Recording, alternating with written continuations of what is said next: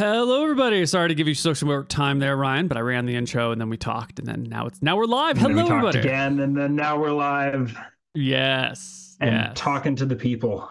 Hello, people. Hello, Ryan. How are you doing today? Doing well, doing well. Good.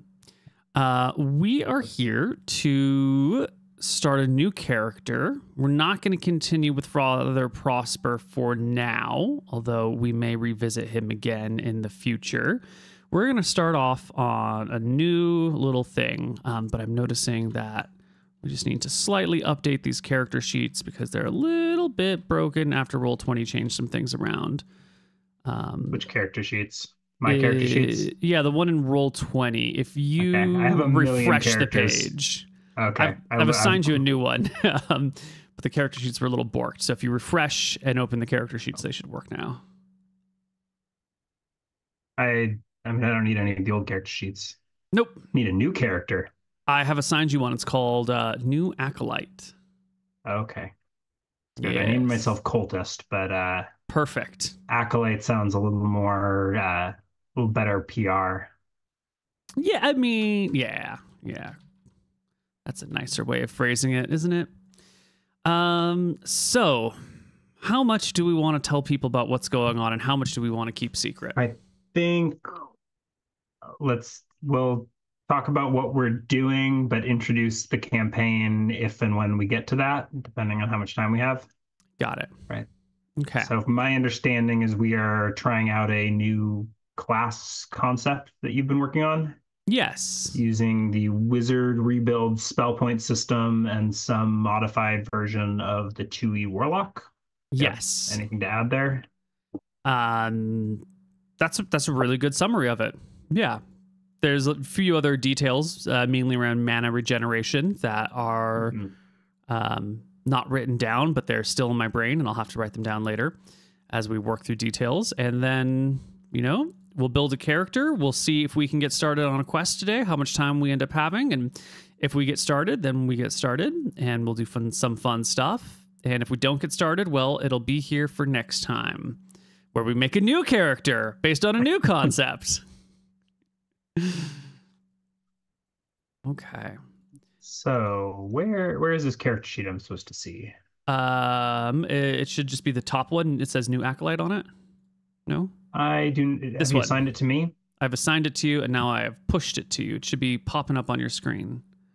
Nothing is pushing. Let's see. Where?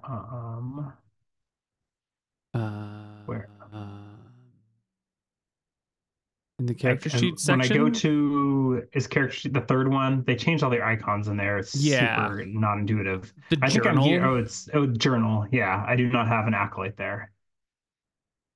I've got like a bunch of Devon stuff still there. Got a whole mouse for tab. Oh my. But there is nothing. You've got a Mousifer tab? Oh, I see it. Yeah. Okay. And if I go to roll as, I've got a Balrog, got a Georg, Silac. Let's see. This is what is the list goes on. Yes, so my lighting is terrible. I've made a folder called Warlock, and I've put in that a sheet called New Acolyte. Let me refresh again. Are you sure you've given me? You are Ryan H, right? I don't know how to answer that. Yes, but I don't know if what Roll20 thinks of that. I think I might be Is there another Ryan H? It's quite not possible that I know. Ryan H, but I don't know that that's my. Okay, I will change this. I will make it available to everyone. Instead of assigning it to anyone in particular, I will assign it to all people. My display name is Cultist, but okay, now I see it. Yeah? Okay. That's weird. Okay. All right. Got it. Perfect. All right. How shall we roll stats? Well, I think your patron has picked you for a reason. So I think 4061 is the appropriate way to roll stats here. You're not just some random person who's starting a life of crime or adventure. You are someone who has been drawn to your patron. That's the word we're going to use. I like that word. Patron's a good word. Mm-hmm. Yeah. So shall I roll 20? And just if you want, but I like the physicality of the dice. okay, I don't know if I can show this on screen, but you know, it's been 25 years. I trust you. Trust. Yeah. Yeah. I did do the math recently. We've been playing for like 27, 28 years now. We were way too young to be playing Dungeons and Dragons. I don't know. I got my first books in like 1998. Yeah. And that was 27 years ago now. Mm-hmm. 26. It's a long time. We'll say we've been doing too much narrative stuff. I guess we haven't done much of anything lately. But I miss the old like 3d6 straight down the line, and you work with what you got. Let's do it then. Well, but okay. I mean, if that's what you want to do, like we are our own masters here. Okay. Well, then what do I do with the fourth die? These are my staff dice. Oh man! Stick it up my nose. That's what we would have done 26 years ago, right? All right. We'll try 3d6 and see what happens. Okay. That's a 10. There's my character sheet. All right. Oh, I was just gonna input them straight into the. Oh, perfect. Thing. 6, 3, and that was almost another 6, but it landed on its side. All right. Well, I guess we don't really need decks. Are warlocks int based? Yes. You will be 4/1 is actually fine. they're going to be more willpower based because willpower is going to be your mana stat. Okay. Well, I got a high int 15. Int is going to be chance to learn spells and max spells per level, but willpower is going to be where your MP comes from. So we're looking at 10, 12, 9, 15. Oops. 12 on the willpower. Nice. These are great 3d6 stats. Yeah. 7 charisma. Love it. And perception is also not good. I got a 2, a 1, and a 3. So that's 6 on the perception, which actually doesn't do anything. I mean, it'll be difficult for perception checks, but it's not. Mm-hmm. You can lose that stat and it'll be fine. Yeah, you don't. Okay. That's a pretty good conventional wizard with the rebuild. Yeah. We got low charisma. Wonder what the odd for a warlock, but yeah, I've always wondered why they made warlocks charisma based characters. Is that because you've got to like beg powers from your masters? I think it's like using charisma as like your force of your character, like your persona.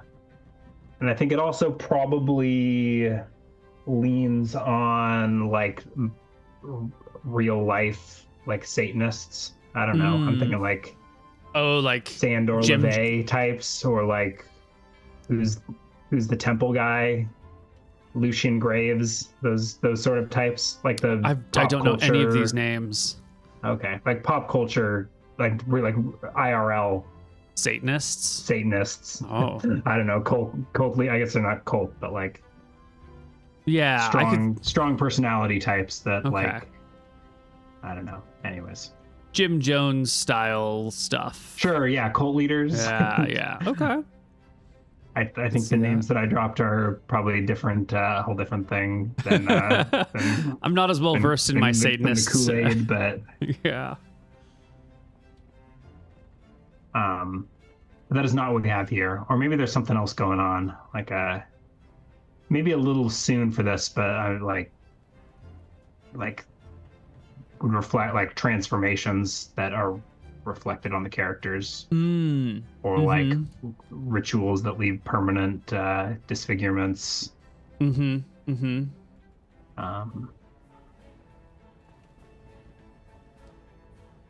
Okay, we've got a pretty run-of-the-mill character aside from high int. Yes. But that high int is nice, because I think we're still going to do chance to learn spells from your patron. Okay. And should probably bring in a couple other things. We are going to need an HP roll from you. You do start with max MP. And we could roll for MP, but you need a minimum. Like you need at least... that's what that fourth die was for, was my HP. I don't know which one was the one that was set aside, but I'll roll an HP here. It should be the one that's in your nose. You just gotta trust me, I'll narrate it. Yeah. 2. Oh, that's not good. Oh, buddy. Okay. Okay. I'm gonna need this. Where is HP under combat or something? It is. It is. So we...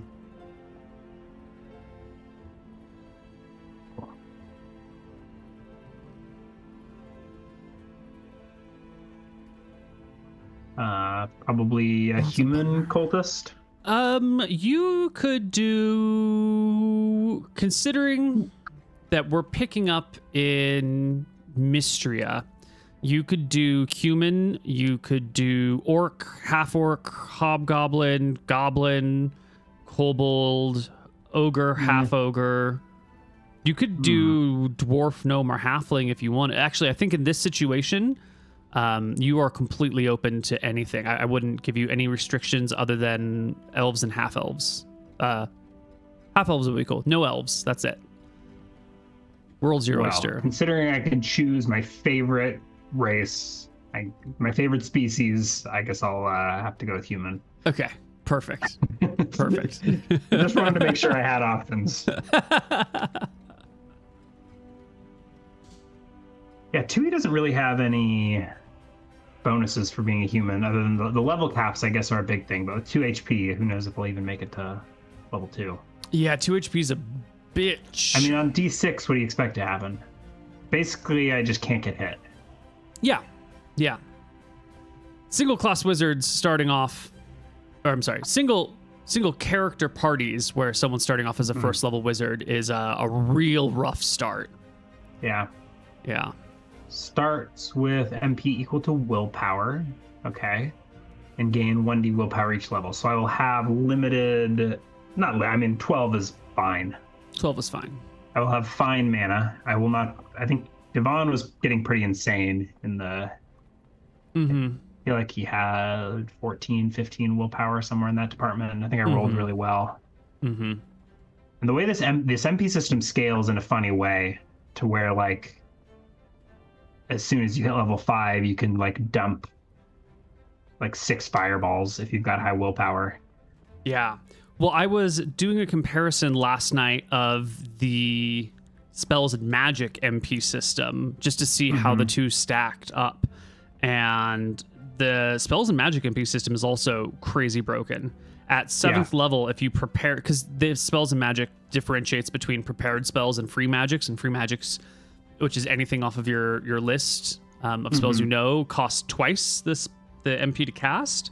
But if you prepare a spell, then you could cast at 7th level 7 to 10 fireballs. And if you didn't prepare it, you could cast 4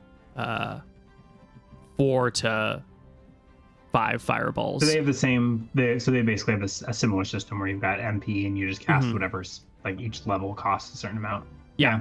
And I think when we were doing Devon, we compared to the spell, like the number of spells you would have is actually comparable. It just gives you almost too much flexibility. Yeah. The two are surprisingly close. They're so close that you might as well just go with the spells and magic system, but I think the spells and magic system is maybe a little bit, well, it could be more fun. The spells and magic system is weaker at low levels and much stronger at higher levels. And the one that I designed, it has the power curve is a little bit more forgiving. Like at low levels, you get a bunch of spells, and at high levels, you can't quite spam as many 9th level spells as this would allow you to.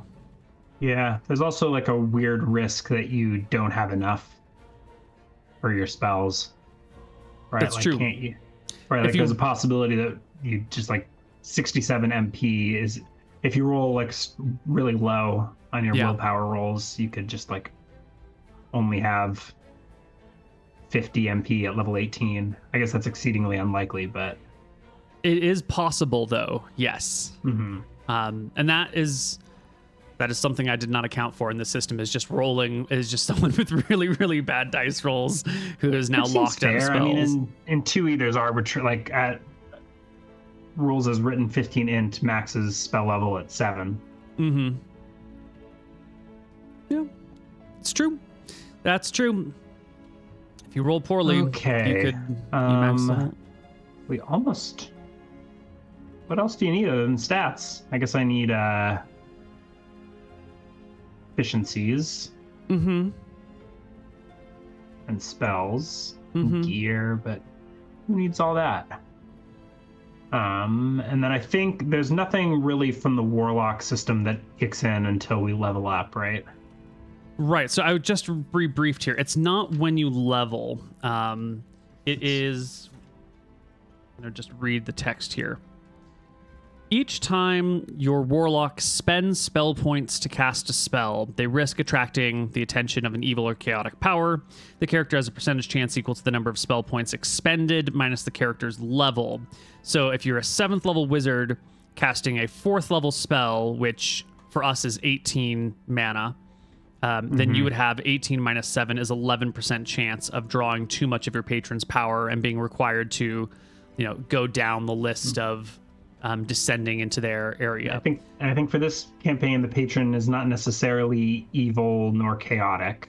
Right. I think just a powerful. Actually, not even that other. I don't know. I think otherworldly, but fairly grounded patron. Right, but I think since you're gaining your magic through them, what's happening is that as you're casting your spells, like you are losing yourself in their influence. It's not so much that they're like corrupting you, it's just that you have too much of them flowing through you and you're beginning to like lose your own identity as you channel them more and more. Now there is a way to resist it if you resisting the descent is what they call that. Anytime you come to a new stage, you can either fight to retain your independence, or you can accept the new stage. Your choice. If you want to fight for it, you have to make a saving throw versus breath weapon with a penalty equal to the level of the character that is being threatened. So if you are in peril of falling to stage 4, you make your saving throw versus breath weapon at a -4 penalty. And then if you pass all these things, the psychic turmoil of this conflict completely occupies the character's attention for D3 days, during which he cannot cast spells and fights with the penalty of 3 to attack rolls. So if you want to resist the temptation to fall, to lose yourself in your patron, you can. And there's a little bit of a mini game around it. They do note in here that it's really hard to have a high level character with this system. That eventually, because when you reach stage 5, you lose control of your character. Stage 6, but yeah, same. Playing a heroic wizard in stage 5, creature of darkness. Oh, sorry. Blah blah blah. At this point, the warlock is no longer viable as a player character and passes permanently in the DM's hands as an NPC. Yep. The text here says playing a heroic wizard in such settings will be extraordinarily difficult. By the time most wizards reach 5th or 6th level, they'll be well on their way to becoming menaces to the lives and sanity all around them. A good aligned witch or warlock would be extremely scarce, since the basic premise of this entire system of magic is that the ends justify the means, a concept difficult to reconcile with the precepts of good. These rare wizards must carefully ration their spells, using magic powers only in the direst situations, or soon they'll find they've set foot on the road they can not turn back on. But I think, the flavor text here is like, your patron is definitely evil. And we're not necessarily saying your patron is evil, but that you are going to maybe lose yourself in your patron as you channel their powers. Okay. Yeah.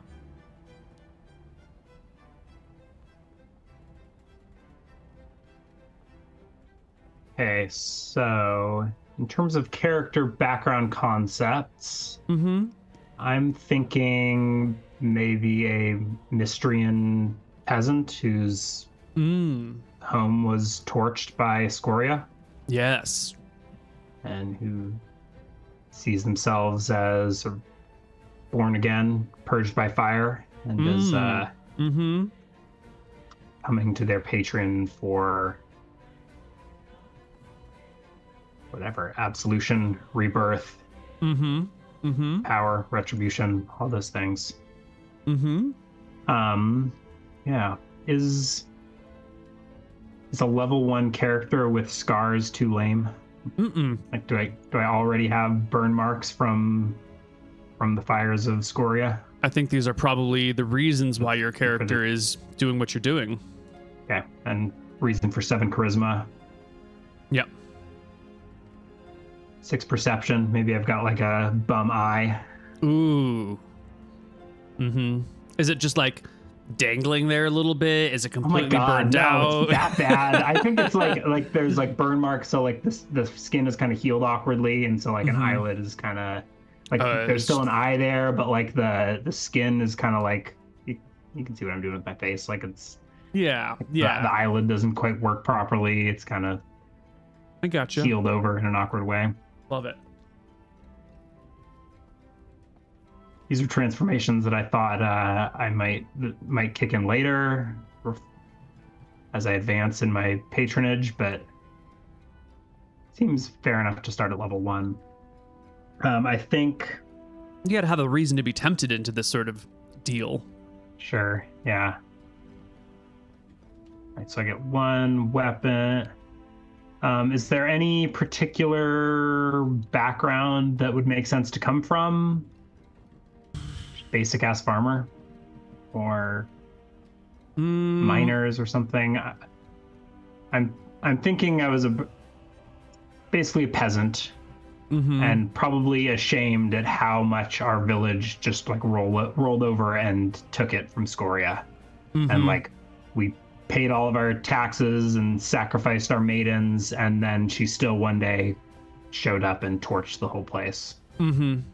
And pretty much everyone I knew was dead, and I barely escaped, burned within an inch of my 2 HP life, and reborn from the ashes. That sounds pretty good. As for... Excuse me, I'm about to sneeze. As for like professions or what you did, because it's probably not a professional, basic ass farmer is pretty solid. You could also have been living in one of these like cities along the canals, and you could have been a porter hauling goods up and down, because there's like a huge 100 to 1,000 foot cliff depending on where you are that supplies need to be hauled up and down. Or you could have been like a poor person in a city where there's not much you can do. So where does I think I want to stick with the gist of my backstory. Okay. And so like which sounded more like village appropriate. Like I can't imagine being in a city and like feeling the regret at having given everything to this tyrant that still spurned us. Like we sacrificed our dignity and still met the same fate. Right. Should have just stood up and fought. Like, I feel like a city's not going to be sacrificing maidens to Scoria, right? Maybe, but you would have a lot less say in it because there would be so many people around. A village has a lot less attention. So like when Scoria's people come through to collect tribute, you could hide your tribute and be like, oh no, we're so poor, we don't have anything for you. And try and like weasel your way out of things, or just run when they show up in town like once a year or whatever. So let's put you in a really rural area, like South Mystria, somewhere in like the Laconish Highlands. This is probably where you're from. This sort of hard to get to place where it would have been easy to not cooperate. to build on that shame of actually cooperating. So maybe Oh, uh-huh.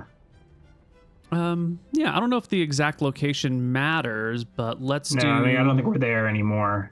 Yeah. And we can flesh it out later if necessary. I think I've kind of viewed that as I've left it behind. Probably even changed my name. Okay, we'll put you somewhere. Won't matter, but I mean, somewhere near the village start of Emerald Run. I think it's. Yeah. I think the village is ruined. It's been torched. That makes sense. Yes.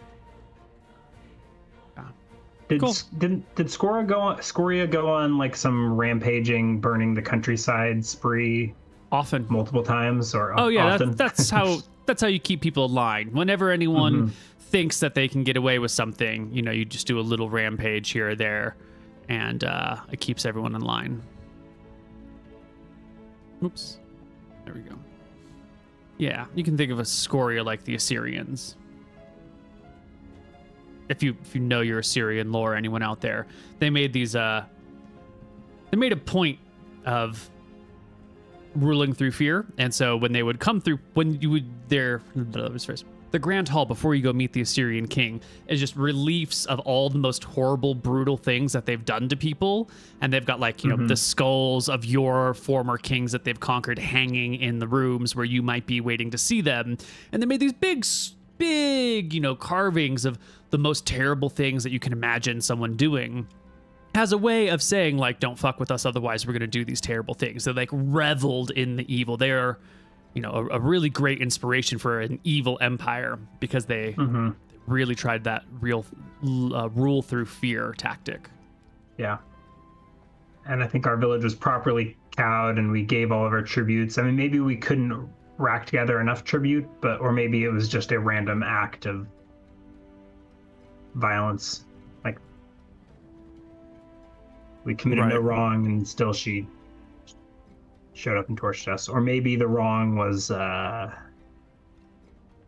sticking up for ourselves. Or maybe someone else just got the information wrong and they told Scoria that this village didn't capitulate when you did. Or maybe someone had, you know, a rival person from a rival village, or someone who was angry at your village, or someone in your village, you know, spewed out lies about how you behaved that got you punished. You know, there's a lot of options here for. I doubt anyone really knows why Scoria torched your home, but you tried and it didn't work out. You tried to roll with her, and now here you are. So this is going to be somewhere in like 1520. So the war has been over for, you know, 5 or 6 years. So you should probably be in your, you know, late 20s to your middle 40s, somewhere in there. Okay.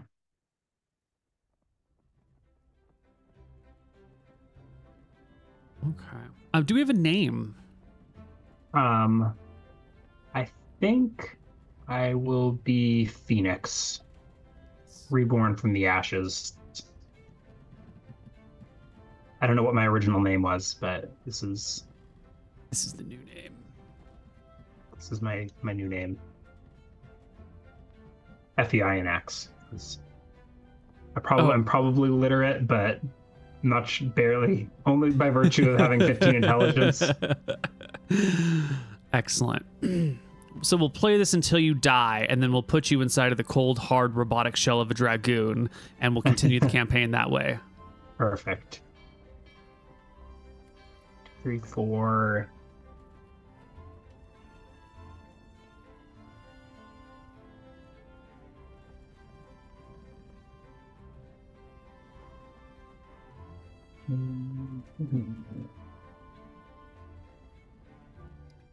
Oh, Phoenix is Ryan. Don't get it. And then for weapon proficiencies,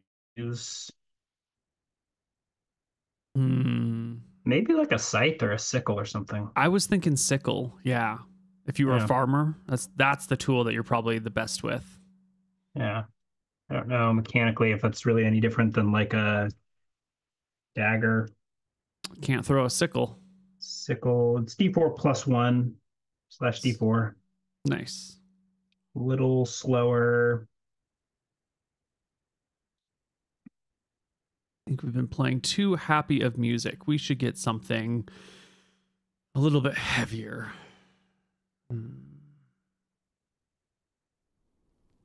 Putting together proficiencies. Probably swimming, right? Well, you did grow up near the Emerald Run River, so... Okay. So I've got agriculture, animal handling, brewing, weather sense, literacy, and swimming.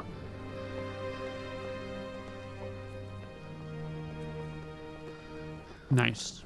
I think got 1, 2, 3, 4. I have 2 more. Maybe herbalism. Round it on out.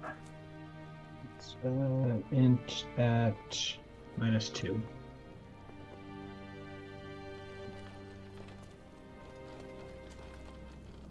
That seems fine. I haven't looked at your spell list. Or sorry, your skill list. That's fine. Those are all PHP things. Is there any way to fill in saving throws by class or anything, or not? No, I can look them up for you, though. Put them in real quick. No, that's fine. I mean, I can do the same. 14, 11, 13, 15, 12. 14, 11, 13, 15, 12. Mm-hmm. Sickle, 1, damage, d4, +1, no range, type slashing, speed 4. And I assume I can't cast spells in armor? Correct. Yeah. Yeah.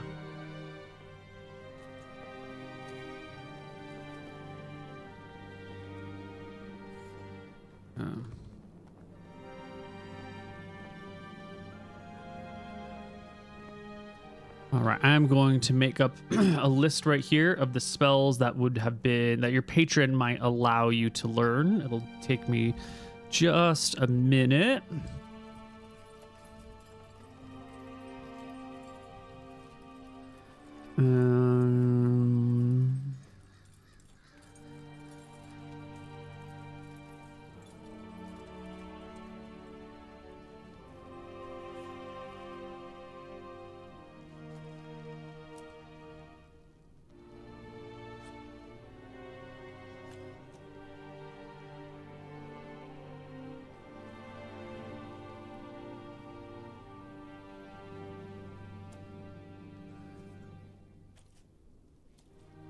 Let's roll for handedness. Oh, yes. Oh, cool. I've got these. I picked up the Saber Die dice, and I've never actually rolled them. They're pretty nice. You got one of the limited edition sets. Very fun. Yeah. Supposedly they're actually obsidian. Or I don't know if is that just marketing? I was not involved in the production of these, but obsidian. Maybe. I don't know. They're kind. I always thought obsidian was really shiny, and these are pretty matte. Yeah, that may just be like the. I don't know. Anyways, the color. Yeah.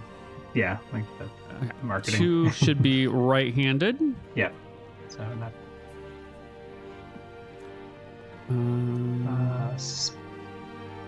Speed 120 feet. We just 12. Call it 12. Level. We're starting at level 1. There's no like 0 level things.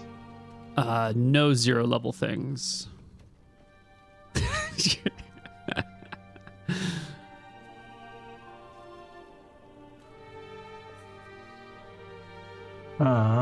Alignment. I don't know. Doesn't really matter.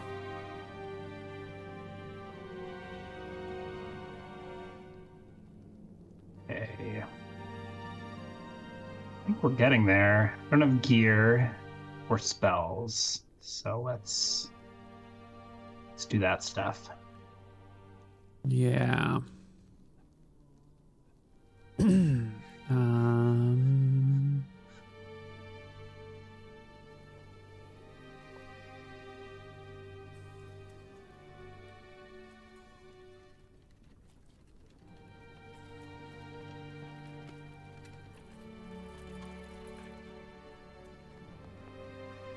Okay, so unlike a wizard, which can research any spells or can gain spells out of spell books as they progress, you gain spells from your patron, and they have a set list. And you can gain all the spells on that list or only a fraction of the spells on that list. And then you get, MP from or them. Cheat on my patron, find another patron to get other spells. Oh, I don't think you could. Maybe. Interesting. I don't know how you would I'm have. mostly joking. Yeah, but it's Have multiple the joke patrons? brings up an interesting I don't know point. that that's this campaign, but like, I could see another Warlock campaign where there's like multiple low-level entities, And they're all fake like creatures in the woods, or like imps and demons around, and like you go to an imp that gives you magic missile and burning hands, and then you've got to go to the little fairy creature to get fairy fire, and that's go to like each spell or comes from a different patron, and you have to core individual patron. That's a pretty interesting different concept. patrons have they have, like limited spell lists, and these are like relative, like starting off at low levels with just like low power extraplanar creatures, and maybe gradually having to like seek out more and more power. Yeah. Like, to get higher level spells, having to get deeper and darker. I don't think that doesn't seem like that's this campaign, but that's kind of what I was imagining when you were describing this class. But I like that idea, actually. How many spells per level can you know max? a lot. 11, I think. Okay. I am trying to make a list of 15 spells. You can learn a lot, so you might be one of the few warlocks who gets the majority of these things. We're gonna do... Are we going to start the campaign after having learned a few spells and been initiated or whatever? What's the alternative? I mean, I like showing up to the patron with no spells. Ooh. Right, like playing out the like, I came to you for power. Teach me spells, senpai. Ooh. Either way, I mean, like if you had a quest in mind for like after having already received spells. I have a really there. good Like, quest for when this character is like 3rd or 4th level. I didn't have any good quests from when you were low level. I figured by the time we were done making characters, I would have an idea of what to do with it. But I actually kind of like dig the idea of the courting phase. Yeah. That actually sounds really interesting. Would that be showing up with 0 spells? Yeah. And, yeah. That would be showing up with 2 HP, burn marks across your body, no spells, and being like, you know, I got screwed over the last time around. I'm not going to get screwed over this time around. I'm going to court this powerful entity, and I'm going to be on the winning side for once, or however it is that you want to justify your actions. Yeah, that's more or less it. Oh, I like that. Cool. Gear, money, probably none, but Yeah, let's give you some paltry amount of cash, like whatever you would normally roll, but instead of getting that in gold, we'll do that in half in copper. Make you broke.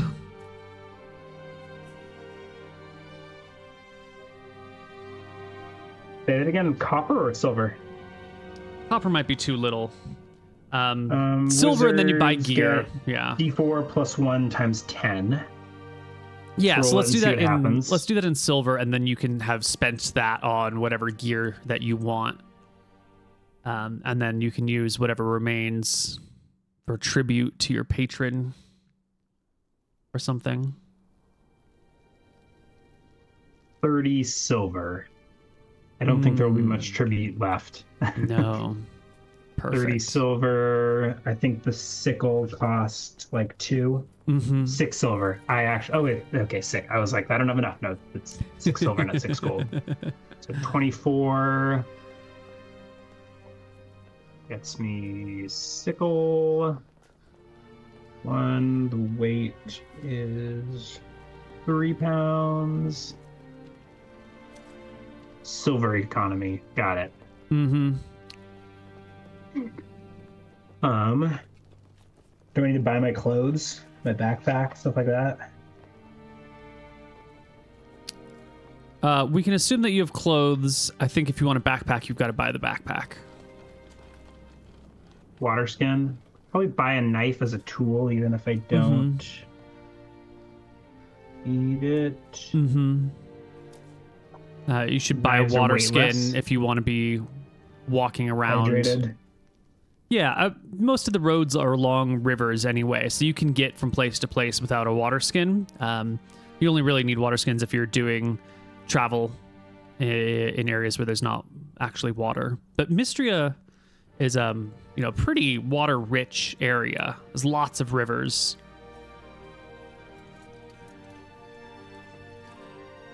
Backpack costs 2 gold. Yeah. Dang, it's for the rich. I think I'll have it'll be a bag or a sack or something. Just a sack. On here. Sack. There you go. That's small sacks, 5 copper. Wineskin is 8 silver. Oh, that's fancy. Well, water skin, right? Yeah, same.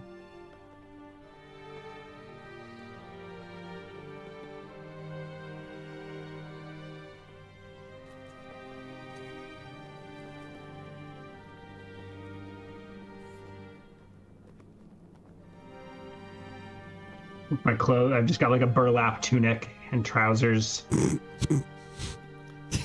The itchiest clothes possible. Yeah. Oh yeah.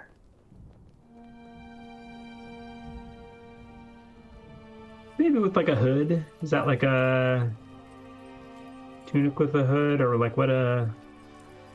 What about like a straw hat or something? Straw hat. Oh, there you go.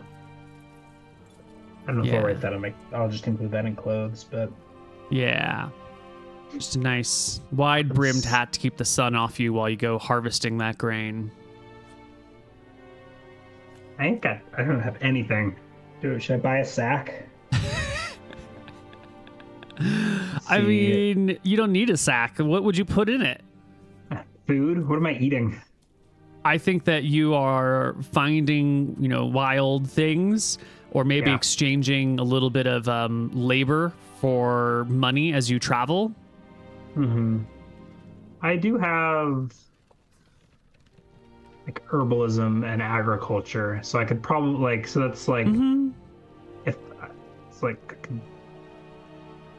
it's hard to make a subsistence lifestyle, live a subsistence lifestyle, but could at least identify edible plants. Yeah. Animal handling. Could I befriend a bunny and murder it? You could befriend a bunny and murder it, and you can also trade these skills as you go around. And hey, I'll drive your animals for you for a week if you give me some money and feed me. And then you kind of. So a rough conversion is a copper is about $1, or have we applied runaway inflation to the Neal economy yet? The copper is $1 works better about a decade ago. We're falling out of phase with that. It was a beautiful moment. Is silver $1 yet? No, not quite. No, a silver's Wait, actually, it'd be the other way around. Wait, right. A silver would be $14 or $13 now. A copper would be $1.50. Because all the prices are still the same, $1.20. But you can't buy a beer for $5 anymore. Right. Gotta up. Yeah. Okay. Um, but either way, like 11 silver is like $100. Yeah, ballparky. That seemed like an unreasonable amount of cash to have. No, that seems fine. If that's all your money in the world. Yeah. Yeah. Should I convert some of that to copper, or Probably. do I need a coin purse, or is that just go in a pocket? I think it just goes into a pocket. Okay. Or you could spend some of your money on a coin purse and like have less in it. Poverty D&D. I kind of like having to nickel and dime all of these little misc equipment. Mm-hmm. Yeah, a belt pouch would cost more than the coins contained in it.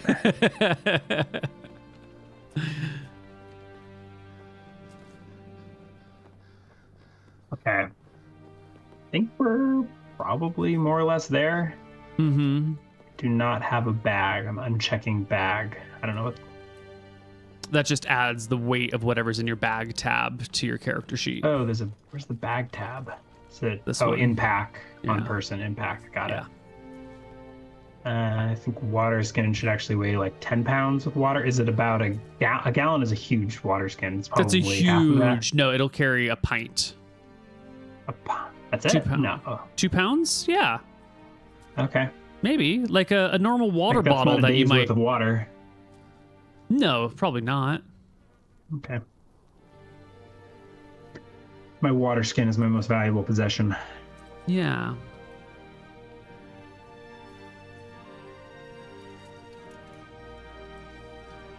How much does a quart is what a typical canteen carries? Okay. So that's 2 pints.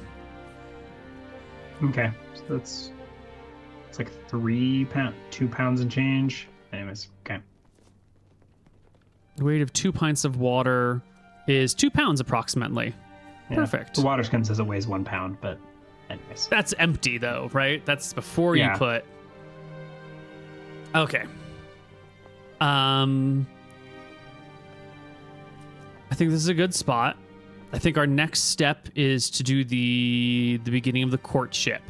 Why don't we take a break?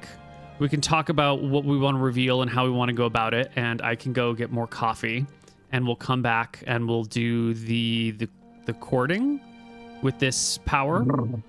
Yeah, sounds good. Although I do appreciate on your character sheet under sex it says no thanks, so we can make sure that this courtship is just an exchange of magic. Yeah, you've been down this road in other campaigns before. We're not going to sell my body to the patron. Yeah. All right. See you guys on the other side of a break. Hello, everybody, and welcome back to Dicing with Death. We're going to start our story here with Fenix. Fenix, we've talked a little about who you are and where you come from. It's not a great origin story. It was a hard life. You know, you didn't have gold or treasure. You didn't have a queen as an aunt to help lead you around. You didn't come from a high rank or station. You're one of these countless people who were living under the thumb of an oppressive red dragon and doing your best to just get by, whatever that meant, even if it meant, you know, working with or capitulating to clearly evil powers. And in the end, you got burned for it, physically, socially, logistically, probably mentally too. But it's all over. The war ends.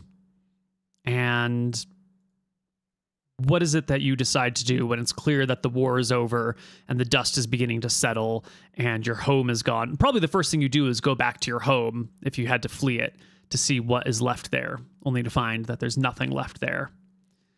Yeah, I don't know where I recovered from the sacking, the burning of my village. Mm-hmm. I mean, you're maybe even before I knew the war was over, I attempted to desert, to switch sides. Yeah, because your village got burned and then like an army came through at some point. And so you would have been probably displaced by the army, maybe switching sides, as you said, or maybe trying just to. Yeah, like trying to head south, realizing the error in our ways. We gave everything to Scoria, our tribute, our people, Mm. our dignity, Mm-hmm. and still in a fit of rage, she burned it all. So I think rising up from the ashes, Phoenix headed south, attempting to switch sides, seek to be on the right side this time, and face the world standing. But Mm-hmm. he's probably been ping-ponging around for the past whatever decades, not Mm-hmm. decades, months, year, whatever it's been. Like I think it headed south, and like you said, armies started moving north. Yep. I was displaced. I find that the the leaders um, of Drekis are not actually.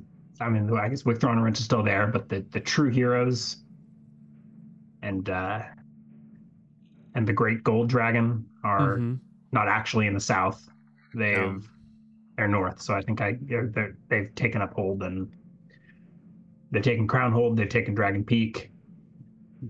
So I think at some point I turn right back around and trudge through the ruined Stria. All right. My salvation. Well, it's a war-torn land. You're not the only person who's been struggling during these darker times, but I think for the first time in a long time, there is a sense of possibility. The tyrants have been destroyed. The people who have taken over are not yet tyrants. Hopefully, they never will be tyrants. Hopefully, they will be good leaders. And does that bring you hope, or is it still too painful for hope? Are you still too scarred for hope? I think by the time, I'll always be scarred. But I think by the time we're picking up the campaign, I have hope. But there was probably a long, dark recovery. Mm-hmm. Both like physically recovering from burns and getting my body back together, and then trying to piece my soul back together, and then trying to make it, just survive. So probably wandered my way south, doing odd jobs, hear news that like maybe before I even realized the war's over, trying to switch sides, be on the right side this time, but getting that probably shoved aside by Drakisian soldiers on their way north. Mm-hmm. Want nothing to do with a pathetic farmer Mm-hmm. who's already used and abused, who wants a burnt husk of a man for their army. Yeah. 2 HP guy with scars and 6 perception. No, thank you. We don't need you in the army. Run along, sir. Yeah. I don't know, probably offered my services as a cart driver, live off the land, like foraging, scraping together a living, and then turning right back around and wandering my way north. Well, the Voden Plains are hot and dry, but once you make it through there, you get back to the Laconish Highlands, these sort of moister areas where there's plenty of water and plenty of things to scavenge that the armies, that came through picked over them, but it's been a few months, so things have grown back a little bit. And you can forage and barter and trade your way ever northward. Yeah, and this is, at least the Highlands are my homeland, and I'm always had a keen mind. So like the armies may not know that you can dig and eat these certain roots, or that the leaves on this, I don't know, the buds on this particular shrub are edible, or they're from a completely different biome. They wouldn't know what the local plants are. They pass by all sorts of lovely tubers and What are the other ones called? Like rhizomes or something like that? Yeah, those are plant parts in the ground. I don't know. My character might. And then at some point, I probably do pass through the ruins of my village. Mm-hmm. I don't know if it's worth the scene there or if it's unremarkable. Nothing, not but ash. Mm-hmm. Thoughts? Is it just totally deserted? I think it is deserted. You know, Scoria had come through at some point and burned it, which doesn't mean everything is burned, but it does mean enough is burned that the village is dead, and whatever people survived the attack also moved on and took whatever they could. So you can walk through the area, maybe pick over a few things here and there. Yeah, I don't think I do that. I probably would have rather skipped it, but it seems like it's on the path north. Right? It's like this village is in the gully between hills along the river. So like if you're heading north, the path of least resistance flows through this ruin and probably many other ruins.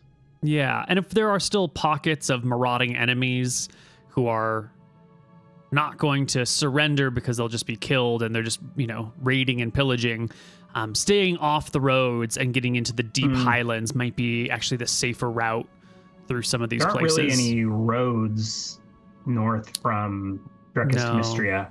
At least not yet, right? Not yet. I mean, you've kind of got Bridgegate to Half Hill, and then you can do this. There's like a trail that runs along here, but it's not a proper road. And there is a bridge that crosses Evermond, near Evermond. Is Bridgegate where I would have come through? You could have crossed at Bridgegate or down at Bontheris. What's Old Voden like? It's an old city. It's one of the oldest cities, actually the oldest city in all of Arcadia. It's existed for thousands of years, but it's, you know, like Troy, destroyed and rebuilt on top of itself over and over again. Was it Mystrian or? It was originally Mystrian, but it was one of those places that was captured early on in the war by Drecus. Okay. So maybe I did pass through Voden south and get news that the vanguard of Drecus is already in Crownhold. War's won or being won. What? So flip right back around. So I probably came up this way, something like that. And it seems like the path of least resistance, or where there might be a road, would be somewhere like that. Yep. You probably That's where know. I'm going. Maybe I've found a groups of people heading back to their homes or heading north. Where is the flow of refugees? Are they going towards Mystria, away from Mystria? Who's heading north? There's a lot of flow outward, because Mystria is in pretty bad shape right now. And those that are within Mystria are probably heading towards large cities. Crownhold by the end of the war is badly damaged and destroyed. Like the city goes up in flames. It's, you know, not entirely burned to the ground, but it suffers terribly in the process. So I think Dawngate, which suffered earlier in the war and started to get rebuilt a little bit earlier, might be a good spot for a lot of people to flow to. Bridgelight did pretty well. Foghaven did really well. Thabin and Vale also did really well, comparatively speaking. Got it. So I think through the Laconish Highlands, I'm going mostly against the flow of traffic. Maybe I find someone who's trying to go back to their old village and see if it's still remaining, and I offer my services, like tending their oxen for a ways on the way north. Yeah. You'll see a lot of people flowing towards Sky Peak, especially. There's a mithril mine there, and a lot of people head there trying to get work because everyone always wants a mithril mine. Okay. Let me know if there's anywhere that we want to stop and have, or that there's any encounters or anything. But I think I follow the Emerald Run north and then try to find a way to cross the Rust River. I mean, I guess I should know this area, like where it would there be are possible to fording cross. points along this that you would know about, or you can ask around and eventually make it there. It'll take time, weeks and months of exploring the highlands and up and down. It's only 15 minutes. It's like a few days journey, but then like you go up and down. That's true. You stop and ask, and maybe run out of money and have to stop somewhere, like stay somewhere for a few weeks, make some coin. Right. Figure, but move on. Yeah. Okay. So I'll cross one of these fords in the Rush River, and then maybe head across to High Meadow. Yeah, probably following along the river where there's easy access to water and food and people. Going up to High Meadow. And somewhere along here, where in this process is it that you have decided your destination? Is that when you turned back from? I think it was from Wicthon. I think it was. I think it was before. I think it was 6 months ago or whatever. Okay. After bouncing back from a bout of depression and recovery, getting back on my feet, was deciding never be taken advantage of again. Like the next time I'm going to be on the winning side. I'm not going to submit myself to a tyrant again. I'm going to find the most powerful, purest creature in the land and pledge my loyalty, my allegiance to that. And as far as I can see, that creature is the great gold dragon, Shine. Yes. And so I think once I got myself back together, that's why I headed south to Wicthorn, where I thought Shine was, and it turned out when I get there, I get rumors the Vanguard is north. So yeah, flip right back around. So I think I've always you've always been heading for the Fenix gold has always dragon. been seeking Shine. Well, at least in his 9 month long life, however long it's been. But I don't necessarily know where she is. Well, by I'm the heading time generally north and probably asking for rumors of what happened at Dragon Peak. Scoria really dead? Can't be true. I think I thought I was switching sides, right? Right. By the time you get to High Meadow, things have settled enough that it's clear Imric rules in Crownhold. His golden dragon, or the golden dragon who works with him, has taken over Scoria's lair in Dragon Peak. And the two communicate and work together. So, they travel and visit with, well, mostly Shine goes to Crownhold, but her lair is in Dragon Peak.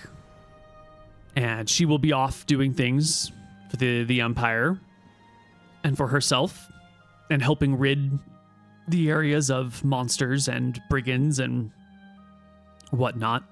But if you want to devote yourself to this all-powerful golden dragon, Dragon Peak is where you go. And when you get to High Meadow, this is the information that you get, that she has set up a lair there, and that she has gathered a few people to act as lair guards to keep it safe while she's away, and to prevent any would-be assassins from lurking in her lairs.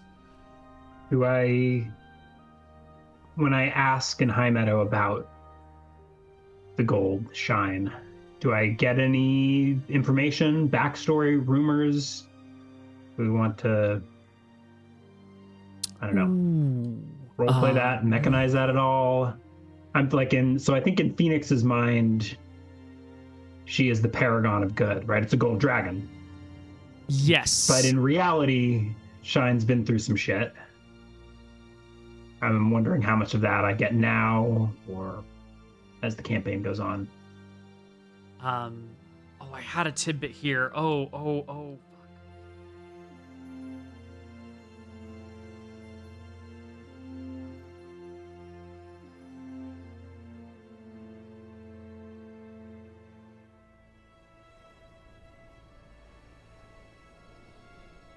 Come later.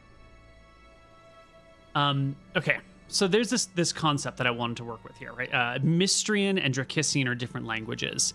Shine's name comes that's her Drakissian name.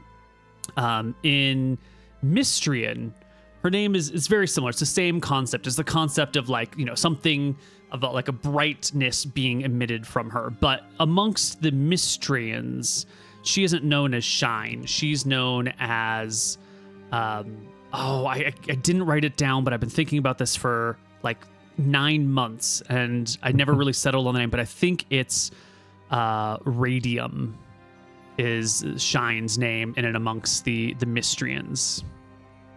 Now we can call her Shine, we can call her Radium.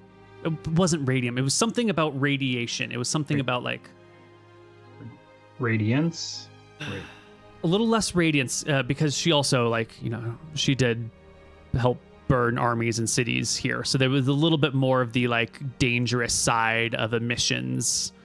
Did it start with radiation? I think it was related to radiation, related to rads. Yeah.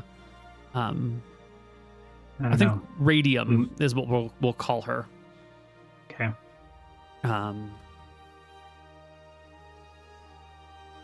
Yeah.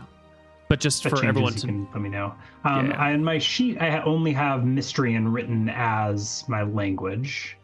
I'm a smart cookie, so it's possible that I would have picked up other dialects or even like Mystrian languages if I had encountered them, but I'm not sure if it would have been appropriate to like if there were orcs in the Laconish Highlands, or if I'm close enough to Drekis that I would have learned Drakissian. We can, you would have dealt with a lot of goblins and orcs.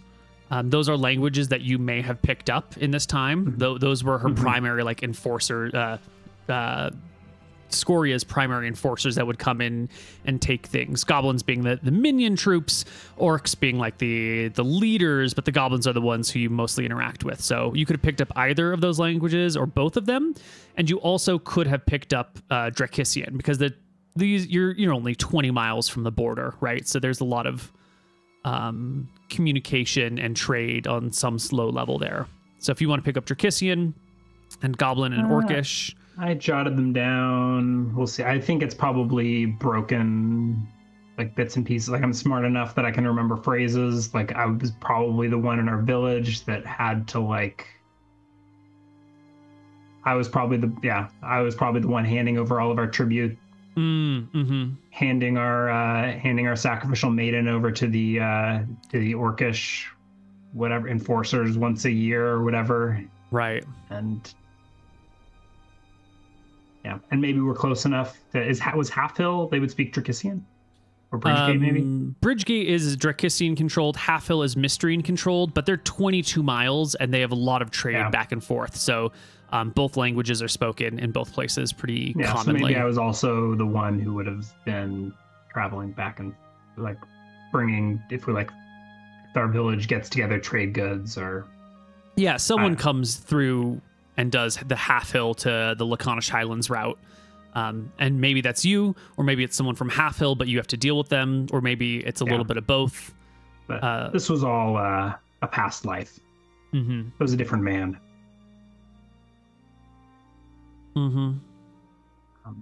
Yeah. Okay. But I think we find ourselves leaving High Meadow with the assuredness that Shine is in Dragon Peak. Maybe not at this moment. Radium is in Dragon's Peak.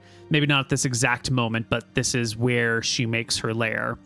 And to get there, you just have to follow the road until you hit the Wormwood. And if you go, there is a road that leads through the Wormwood to the lair entrance. And that's where I'm headed. That's where you're headed. Is there a river across or is there a bridge across the Dead River? There is. Is the Dead River even a river, or is it? Yes, it is a river. It's called that because that's like a ceremonial place where people will bury their dead. They take them to a spot near the bridge, and then they put them on boats and they float them down the river into Lake Edric. It's a local ceremonial thing. The river's actually fine. It's not It's not dead. It's where you put your dead. Got it. Yeah, nice big crossing there. Cool. Right. Do I know anything about Radium's appearance, or am I just expecting a brilliant gold dragon? She has been seen in the skies. You have 6 perception. You've got a bad, fucked up face. You've heard many a legend, as you had mentioned before going through High Meadow, that she was a gold dragon. But you've also heard that in the battle with Scoria, she was badly damaged. She's lost an eye, very similar to you.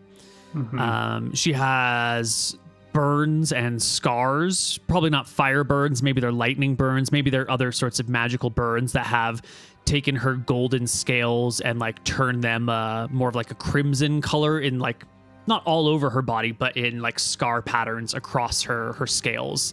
There's sections of more you get sunburned and your pale skin gets that red color because all the blood flows near it. Similar thing here where she's got burn marks, and then those scales they heal slightly redder. So she'll have slashes of color across her body. Yeah, got it. I think I find all of that reassuring. Like it sounds like fate. It's like, oh, she's just like me. She's been Did you know about these scarred. traits of hers before you made your character? Yeah, out of character I did. Okay. Did you make your character with these traits in mind for the synergy? I was expecting it to come later. Actually, I was thinking of like ritualistic eye damaging eye sacrificial ceremonies or something like that. But when I rolled 7 charisma and 6 perception, I ran with it and did it from level 1. All right. So is she seen flying overhead? From time to time, yes. Okay. I passed a perception check, so maybe I do even get to glimpse her. Yeah. Once or so on this journey north. Yeah. Well, eventually, you reach the road along the Wormwood that leads towards Dragon's Peak. And it's smooth traveling from High Meadow to the Dead River and across. There's no brigands or bandits. That 14-mile stretch right there is pretty busy. So there are going to be a little bit of banditry, but it's not so much like people jumping out with swords and saying, give me your money. But it's more like someone just grabs your stuff and runs off down the road. It's a little bit more just like robbery. Yeah. So I guess this is like a day. So it's probably like late afternoon. If I left High Meadow in the morning, late afternoon, crossing the Dead River and finding a trail to the Wormwood. Yep. And I guess no sense in stopping. I head that away. Is there anyone else heading off on this road through the Wormwood? There are a few, like a little guard station here on the road that leads into the Wormwood, maybe, a few hundred feet off of the main road. Far enough that no one's going to bother the guards unless they're actually wanting to head down that road. And these people look like Drakissian regulars. They've got chainmail, shields, swords, spears. They've got some semi-permanent tents set up and like a little mini palisade wall that goes on either side of the road, but it only stretches for like 30 feet.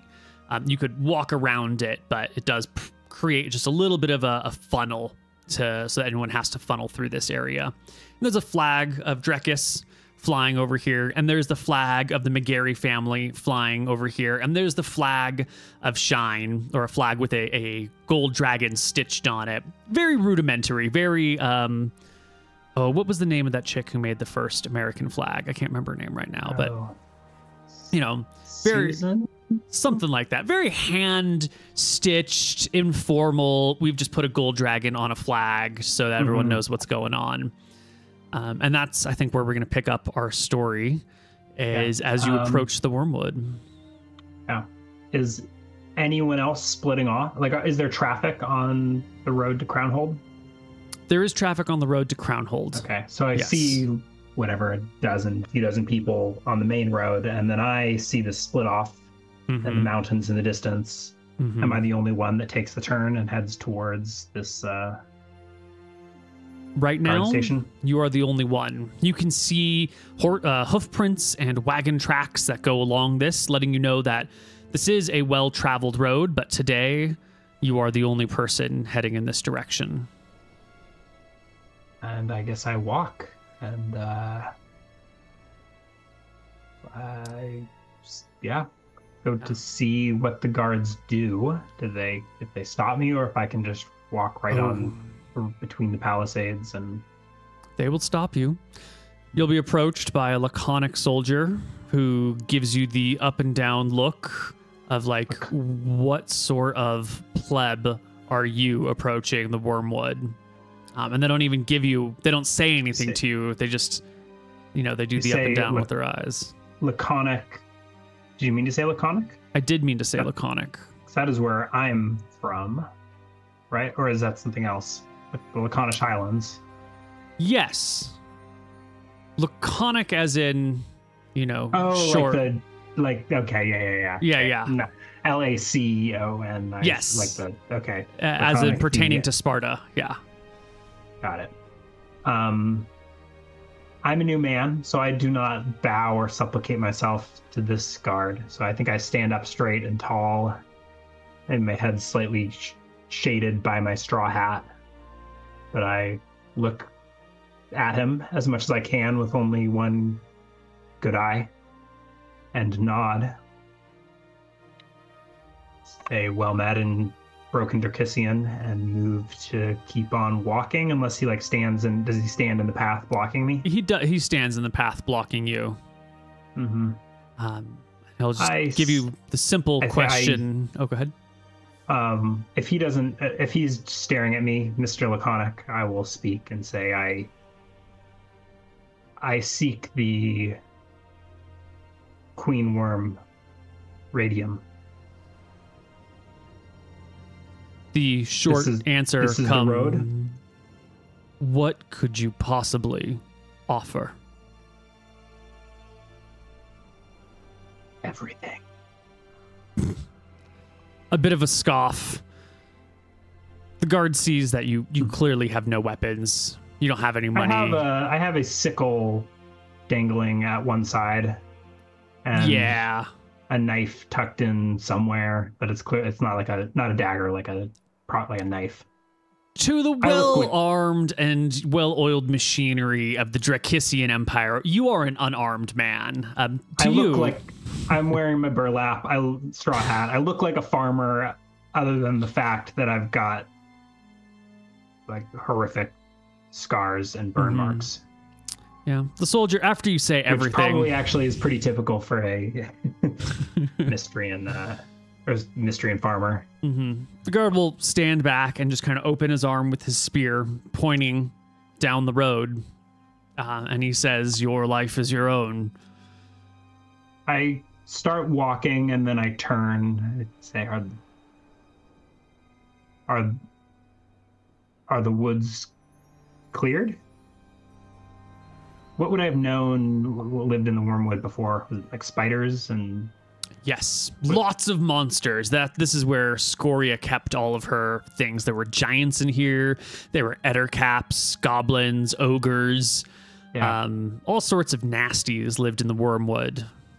I'm probably smart enough to have heard these tales. So are we speaking in Drakisian? You said in broken reading in Drakisian, but I think my conversational Drakisian would be limited. Yeah, his response, the short response, was also in Drakisian. If you started that way, he'll reply. He's not French. He's not going to force your language on you. And I guess I'll continue in broken Drakisian. Are the woods cleared? And then maybe my words for the monsters are in Mystrian. So giants, spiders, ettercaps. A few.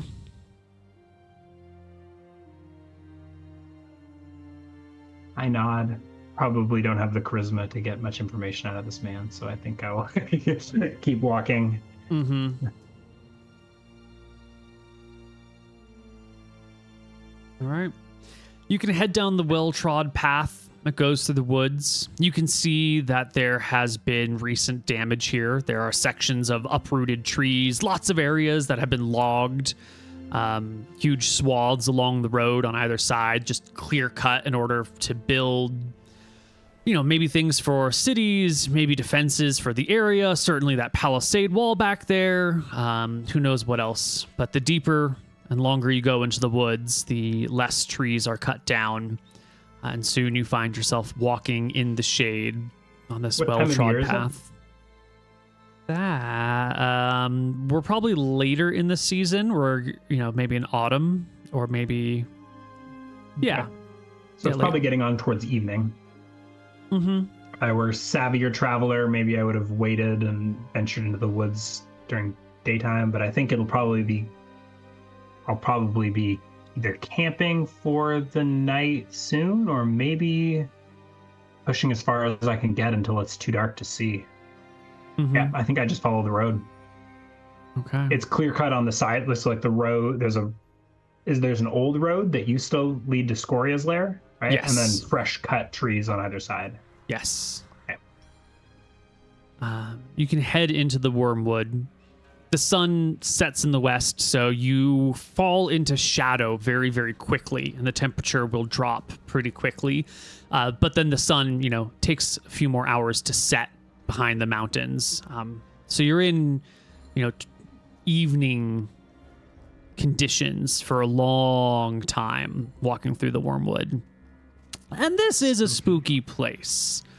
There are signs of the war that was fought here. There are the bodies have all been picked up, and all of the usable tools have been re-picked up. But there's a broken spear over there. There's a row of graves from soldiers who were just buried here. There are scorch marks in the ground. Whether it's from the red dragon or the gold dragon, you're not sure. They both breathe fire. There are the occasional goblin body still pinned to a tree by a heavy lance or a spear or something. And somewhere out here, there are like spiders and ettercaps and monsters. And there's old webs with giant insects stuck in them, sort of like cobwebs in your home, where they don't look particularly active, but once upon a time something lived there. Is the logging well behind me now? Or okay. Yeah. So it's relatively dense forest. Should have bought a torch. Should have brought a torch. As the sun really begins to set on the other side of the earth, you can see ahead of you in the growing darkness a whole series of lights. Up in front of you, maybe a half mile down the road, now that it's getting dark, is some sort of encampment where people have set up torches, or maybe they're light stones or magic lanterns, or who knows what. But perfect timing. Half a mile or so down, I approached this camp. Yeah, you have to cross a bridge first, and then you re-enter an area that is not clear cut, but has been burned to the ground. It looks like intentionally burned, in the way that if you have a fortress in a forest, you might clear cut the woods around it for a couple hundred yards to give line of sight. This section of lights is on a raised platform, or a raised section of earth right up against the mountains, and it has clear cut and then scorched earth around it, so that trees will not grow here again for a long, long time. And the lights that you see are magic lanterns, or maybe light stones, some sort of radiant light that's been colored by... Are they up the cliff face, or are they in the clearing? They are on large poles that rise maybe 15 feet above the small mesa near the entrance to the lair. There's a little trail that goes up a couple of levels to get to this guardhouse, this much larger guardhouse, and they've hoisted up lights on poles to give good viewing in the area. And you find yourself at the edge of the woods looking into this cleared space. You said there was a bridge across the Ruby River? Mm-hmm. Have I just crossed it, or was that a ways back, followed by some wood? Ways back, followed by some wood. Okay.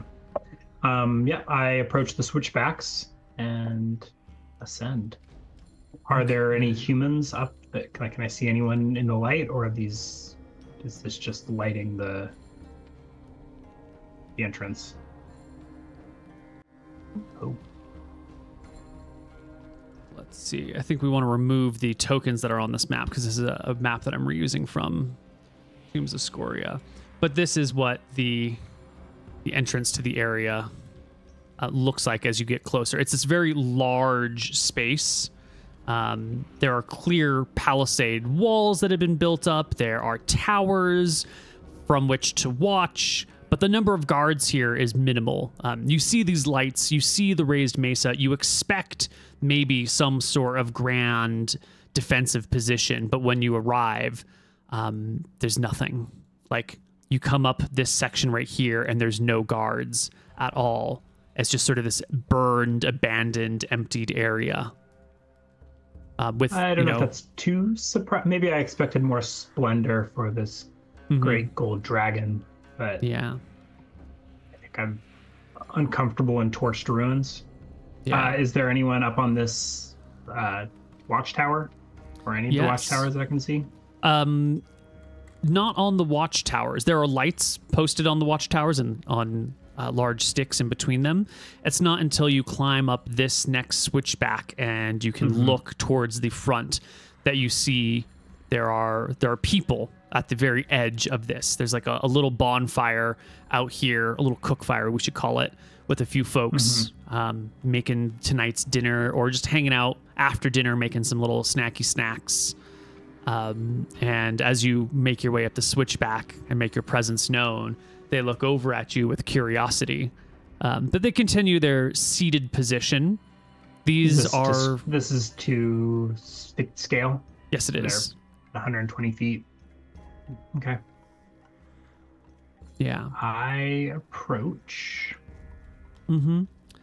There's one person in half-plate armor with a helmet still on and a flowing white and red cape behind them.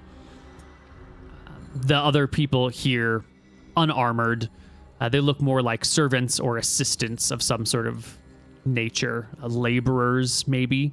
But this one knight stands, nearby the front entrance with these people at the bonfire, and it's the knight who will take a few steps out to approach you a little bit away from the bonfire as you make your way forward.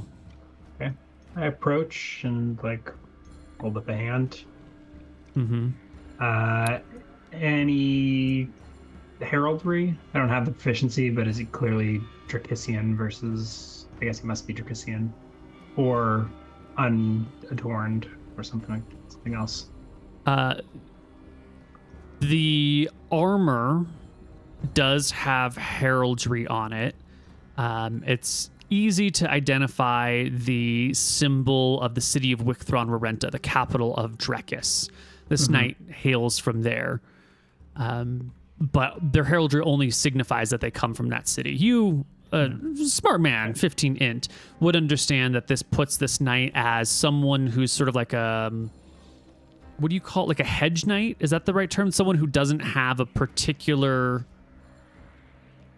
hedge knight is usually loyalty? Not necessarily not a. It's like a hobo knight. It's like a medieval Ronin, or like a exactly. or like that's what we're looking for. Ronin. Okay. Yeah. So a knight okay, who doesn't so necessarily they don't have necessarily a lord. They don't have lands, but they are a knight. Usually. They're a knight, and they found service for someone, but their service is not like a lifelong debt. They're they're more like hired out from time to time. Okay.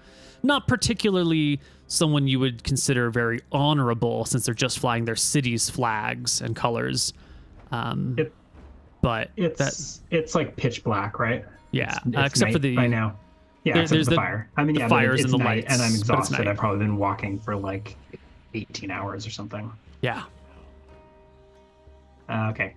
So in my heavily accented Dracissian, once again say greetings. I seek the. Is there a title that we'd have for her? Dragon Queen?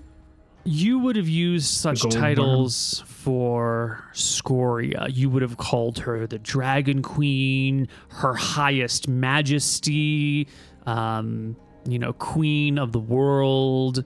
Any of these like over the top, dick sucking names that you might have used, if you'll pardon my language, just to make her sound as important as possible is how you would have referred to Scoria. Radium. Well, you don't know what sort of titles she likes, but those are the sorts of titles that might be embedded in your memory. Okay. Oh. I seek the queen worm, Radium. Might I share your fire for a while? I haven't much, but few roots to share. Pass an herbalism check, so I think I have like a handful of things that I maybe gathered, but not much. But anyways, I asked to join his fire. Yeah, I think when you bring out some things that you've gathered from the nearby forest, that you're not coming empty-handed, that you are you're not just a beggar who's walked up asking for things. The knight will nod a couple of times and motion with empty hands towards the fire and walk back there, shouting at speaking softly to one of the laborers to fetch him a bowl in Drakissian. And one of the laborers will grumble quietly to themselves, go over to a stack of bowls, spoon you out, ladle you out some stew, give you a wooden spoon, and gently hand you the bowl. One of the laborers will then look to you and be like, Are you here to sacrifice yourself to the dragon? They say with like a bit of a chuckle. How did you know?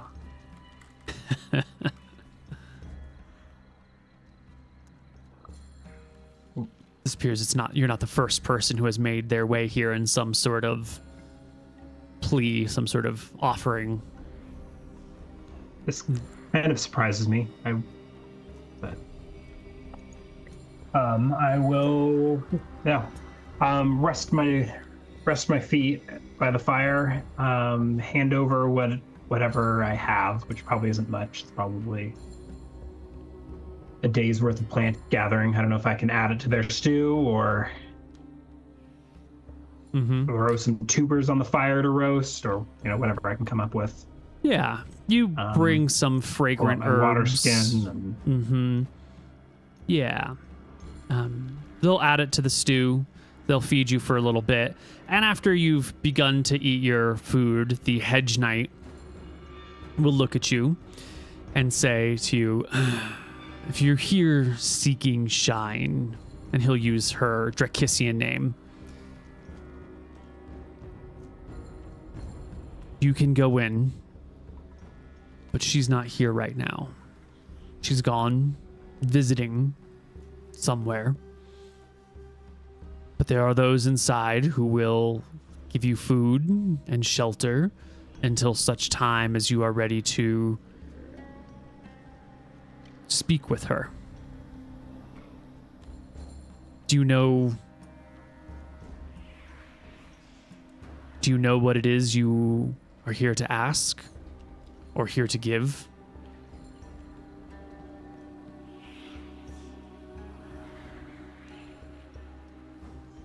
I am here to give everything, and all that I ask is a chance at redemption. Awkwardly, overly dramatic. 7 charisma as I look up and the firelight flickers off my burned skin. Yeah, I don't know how overly dramatic that is. This is the time times. of dramatic times. Yeah, this is, I think, appropriate for the setting. I was gonna what are you all doing here? I look around. You guard the entrance? The knight will say to you, I been assigned this duty to watch the lair, keep it from monsters and would-be robbers. And he'll point just inside the entryway and say, you'll see some small shrines inside the passageway. They are ancient artifacts that dispel illusions, invisibility, phase shifting, plane walking. And he's saying these things, you know, with as much gravitas as possible, and then watching your face for studying your face to see if you're reacting to the concepts of invisibility and plane walking and all these concepts, trying to judge if you are maybe Well, I think I am. Oof. Oh yeah. Yeah, he misjudges your face and thinks. I think I'm utterly unfazed by all of this. Mm-hmm. Well, with a natural 1 on his charisma check, he takes your unfazedness for familiarity with these subjects. Yeah, and nods. I think it's more that I've lost everything and been through the shit. So like it's nothing. Like I thought I was already dead. Mm-hmm. In fact, I was dead and born again. So like, Yeah. I think I am legitimately unfazed. But also partially because I don't know what any of this stuff is. Right. To anything more than fairy tales. Well, the night. I don't say this, but like, do I look like a plane walker? No, absolutely not. I mean, in no way, shape, or form. If, like a plane walker would look as nondescript as possible, or as like, I don't want to say unassuming, because I think maybe, but they would probably have like a backpack with some gear, maybe like some spell books. They might have a real weapon at their side. Sickle and a pocket full of potatoes. Right, exactly. And you know, you've got cuts and scratches, and your shoes are probably pretty worn out. But with his natural 1 on his charisma check, he takes your unfazedness and your appearance to be like, this guy. This isn't just a random person who's showing up at this gate. Maybe this is someone. Is a plane walker. What sort of magic does he have that he can travel without a backpack? He must have an extra... Right. And so as you're eating your meal, he will. Oh, you're still there though. Okay. I'm still here. Can you hear me? Oh yeah, I can hear you. Did the microphone change? I don't know what USB devices are spazzing out, but. Well, he will say to one of the guards, one of these laborers, as you're still eating your meal, why don't you go on in and what's the term for? I'll get my webcam back at some point. What's the term for someone who's like not the leader of a church or a cult, but like a middle management section? It's not like, is it a deacon maybe? Why don't you go in and tell the deacon we've got a live one here? And one of these laborers will get up and head in to the earthen entranceway. Yeah. I think I'm planning on resting at least a little bit before I journey into the cave. So I stay seated and continue asking him, or continue talking to these people. Yeah. I like this. So do you serve the Dragon Queen? I guess Dragon Queen would in Scoria. But anyways, I don't know. It's a fairly appropriate term here. The knight says, I protect the lair on behalf of the Empire for now. One of the laborers nearby will say, we just got assigned this job. And another one will like kick at him from his seated position on the ground and be like, be more respectful. We would never have won the war without her radiance. You would do well to respect the might. And they kind of grow quiet at this. And the knight, you can tell he's not like a loyal radium worshiper, but he understands the significance of this position, and he gives like the approving nod of like, yeah, watch your tongue around here, like be more respectful to this great dragon in front of us. I'll have to remember her radiance. It's a good term. But eventually your stew is finished. The laborer comes back out from inside and says the deacon is ready for you. Right. Shall we take a break? And why don't we take our break, and we'll be back maybe on the other side with some more Dicing with Death. If we don't return, we don't return.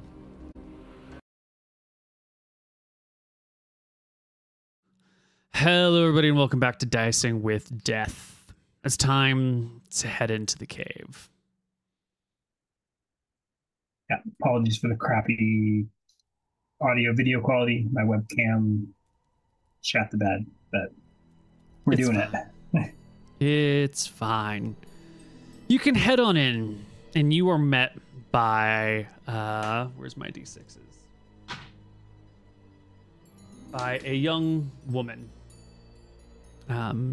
She says her name is Deacon Moyner, and she will be your introduction to the Great Worm. And she speaks in perfect Mystrian, and she refers to the Great Worm as Radium, the Great Worm. I am Fenix. My brother, are you from these lands? I nod.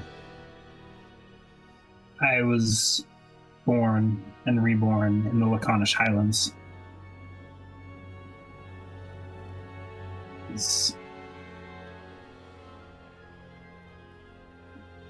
In a past life, I was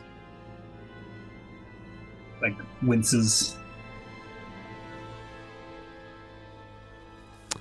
brutalized by Scoria. Now I seek retribution for my cowardice, for my wrongs. She nods. I myself, purification in the flames. I myself come from Vale. During the older times, I saw and played witness to many horrors, many ills. I made my way here, hoping to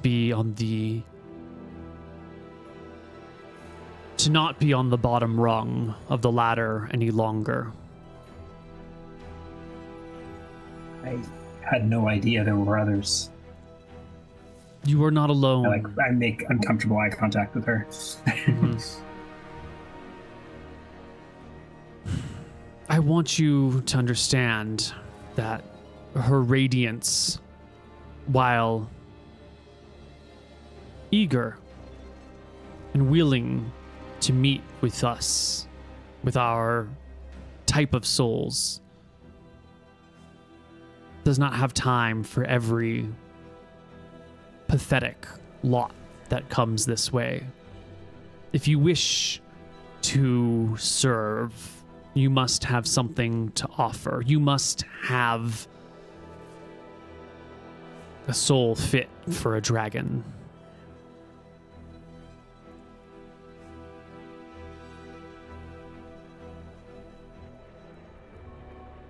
I am prepared to lay all that I have at her Radiance's claws. But the chance be on the right side this time. The deacon nods. The path to her lair is long through the mountains. It is a journey too long to undertake this night. And her radiance is not here, but she is on her way back. She has let us know she will be here in 2 days' time. You have 2 days to travel to her lair. We will give you a guide. And to prepare yourself.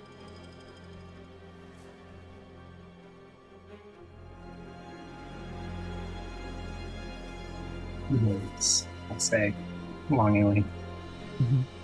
I have been wandering for a year to be so close. As the two of you talk, she walks through these gargantuan hallways, wide enough that you could fit a dragon through them with comfortable room. Huge in height, huge in width, carved stone made by men, by dwarves, by who knows what. Ancient, hundreds, maybe thousands of years old in here. She'll lead you through these unspeakably large hallways by a lantern, a paper lantern on a stick dangling by a little cord, until you come to a doorway that leads into a whole bunch of very normal sized rooms. There's a storage room that leads into a kitchen, that leads into a mess hall, that goes through into an armory, and finally leads it deep into the mountains into an area of barracks. And she brings you to a chamber with beds stacked. It kind of smells like a orc in here. You're familiar with the stench of orc. It smells like orcs lived here once upon a time. And there are, a handful, maybe 7 other people in similar states to you who look up with eager eyes. Some of them hop to their feet as the deacon approaches. And you realize very quickly that these are others who have come seeking to serve the dragon or find a way to serve the dragon. Yeah. Inside, I'm surprised to learn that I'm not alone. That there's fellow travelers. I don't know that. Trying to show the surprise. I'm not sure how I feel about it. Yeah. Well, you're given a bed. The deacon apologizes for the smell of orc. Unfortunately, we're used to it up here. She said, where is Vale? It's just to the west of Wormwood, on the other side of the Stony Ridge. Oh, okay. Yeah. Yeah. Well, the day will pass, or the night will pass. You're in a mountain, so there is no sunrise or sunset. You sleep. I think I probably immediately pass out on my bed for 8-10 hours either until I'm roused by something or I get a long, deep rest. Once the magic lanterns leave the barracks rooms, they're plunged into pure darkness, and with warm food in your belly and a smelly but comfortable-ish bed, I think you pass out until you are roused, as you say. The knocks on the door, the light filling the room. Deacon Moyner says to the assembled group, "It's time. Let us go." And she will lead the lot of you through the lair. And it's a long way. It's a long way through these huge caverns that must have taken, lifetimes to build, to carve out of stone, unless maybe the dragon Scoria herself carved them out.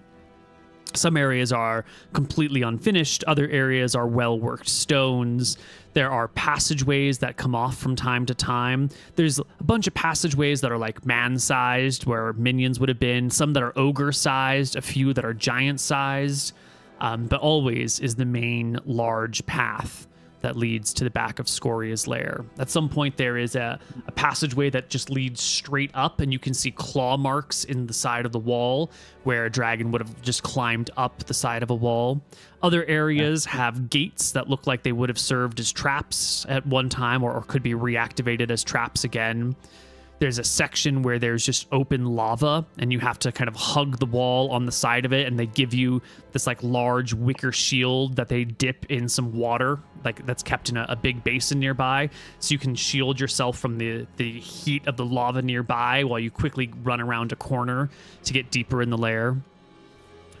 This place is all the horrors you might have thought a dragon's lair would be.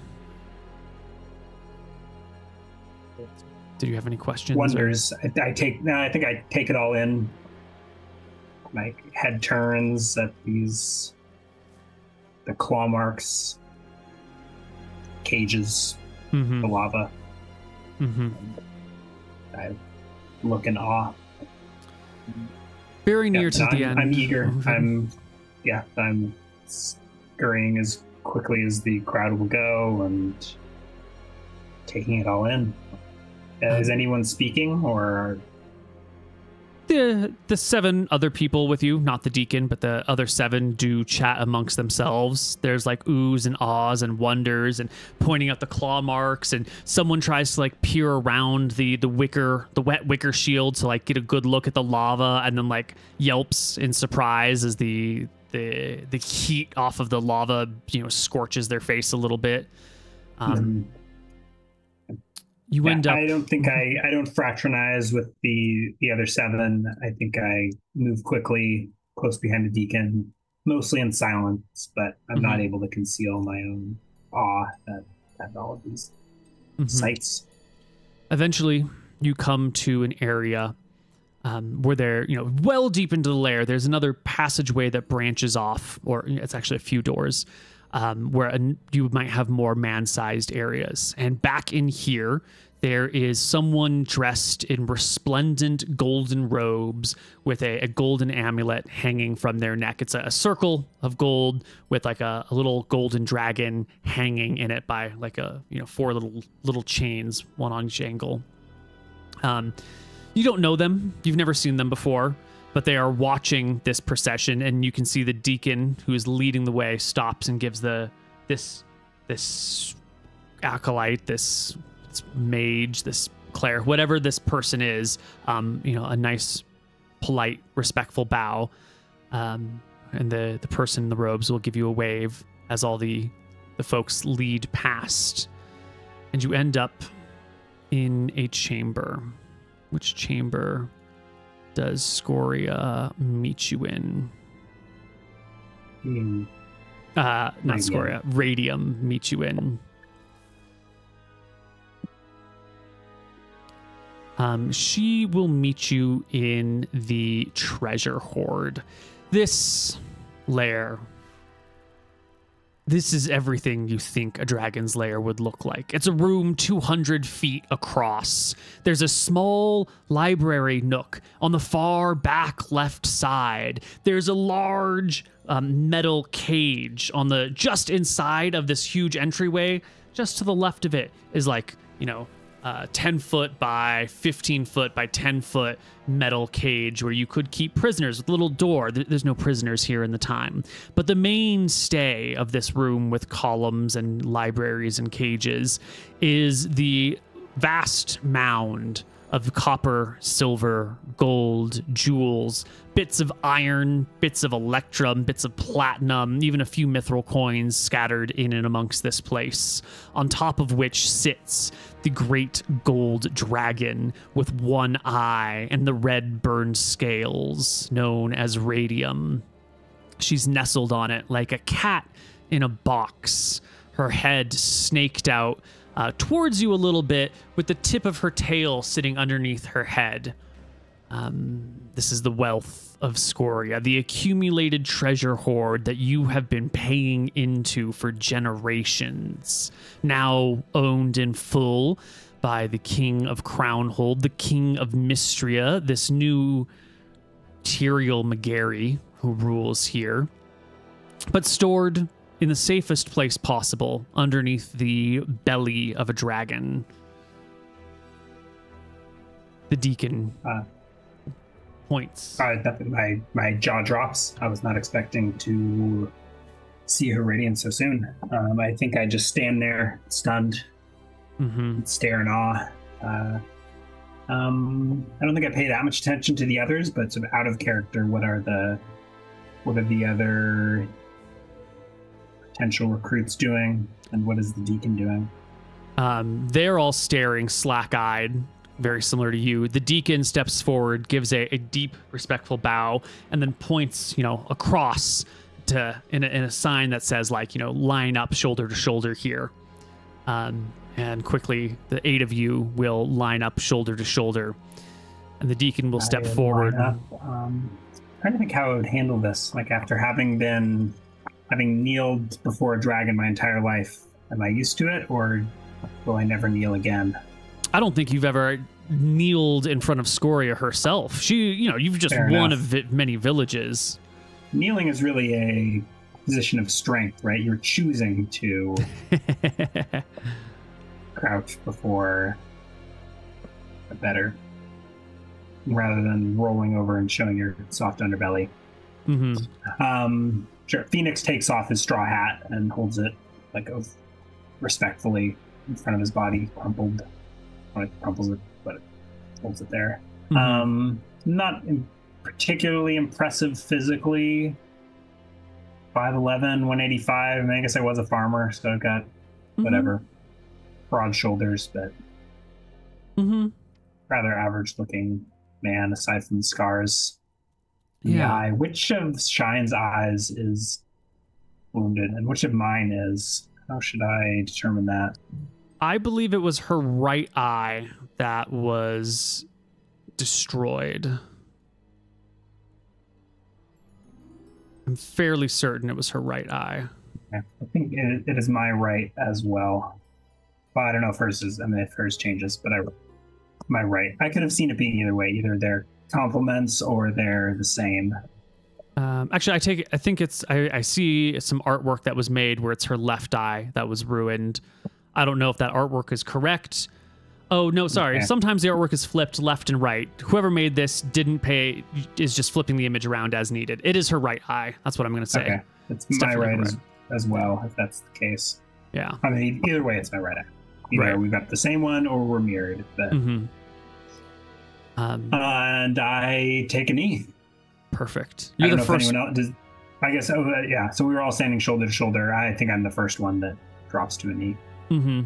You drop to the knee. And I mutter, your radiance. I don't know if it's loud enough. I think it's like an instinctive, she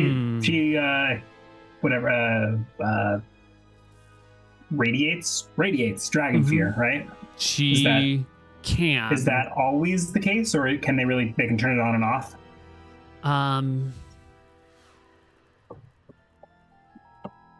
I think it is a little bit more contextual. Like, the dragon fear is overwhelming when the dragon is in a position of fearsomeness, and when they are being a little bit more gentle, there's like a sense of awe that comes with them, but it's maybe not quite the same fear. Like, if you imagine you're a little kid and you see your dad, it's fine. But if your dad's like super pissed, all of a sudden you're like, oh my God, right? So it's a little bit of contextualness, but there's always that awe.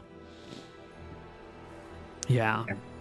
You drop to your knee first. The others begin to follow after you.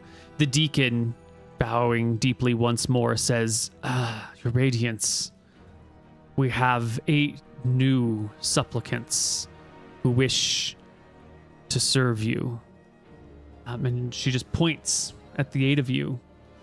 And the dragon will reach up her head, and it can snake out much further than where she was resting. And she kind of lifts her body to get the head and neck all the way in your direction. And she'll come by and kind of like sniff at a distance of 5 or 6 feet. And this head is huge, right? This head is like, it's got to be like 6 feet across, maybe 5 or 6 feet high, 20 feet deep or something like that. She could open her mouth wide and you could stand inside of her with a push broom and brush her teeth from the inside if you wanted. Someone probably has that job. It's not a great job, but how do I get that job? Yeah. I think I stay kneeling, facing the floor, and I just crane my eyes as hard as I can to try and behold this awesome creature. She sniffs the air around you all. She makes fearsome eye contact with each of you. And then, bringing her neck back, she says, These will serve well. Take them to the outer realms. Give them the tools. Give them food. shelter, everything they need. Train them as you see fit. And then the deacon kind of motions for you all to stand, bows again, and says kind of quietly, "Follow me, everyone, follow me." And as the group gets up and turns to go, Shine is looking straight at you. She makes this general statement, but she's... I pause and I stare at her. Yeah, everyone else falls in line pretty quickly, but she is holding your vision very carefully. Oh yeah, I lock her gaze. It's like staring into a mirror, right? Mm-hmm. Yeah. I'm trying to think if I would say something. I probably will, but I'm not sure what that is. Been waiting for this moment for so long. I think that's why there's like an awkward pause, because it's like finally here. Mm-hmm. Rehearsed everything in my head. I don't know if a dragon or a lizard can smile, but there is like a curling back of her scales around her face, showing her teeth as she holds your gaze. Deacon Moyner has everyone file in line. The other 7 quickly fall in, but you're not looking at her, and I think you're probably not noticing what's happening behind you. No one taps you on the shoulder. No one encourages you to walk away. And I think after a minute or so, you get the impression that the others have left the room and you're here watching the dragon. Yeah. What would I say? What even is there to say?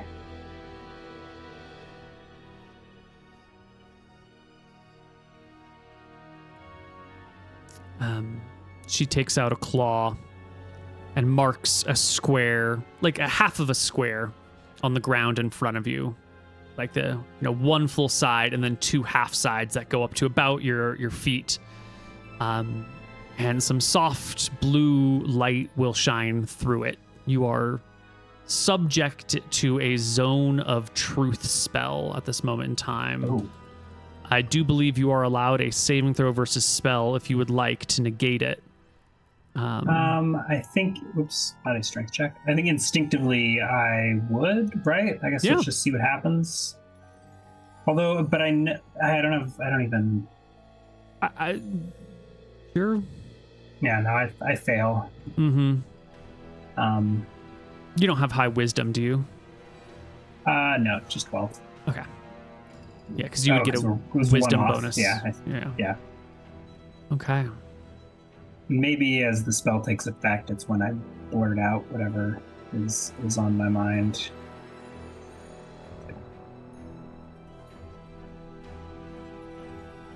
What is on your mind? I think at this point I'm standing again.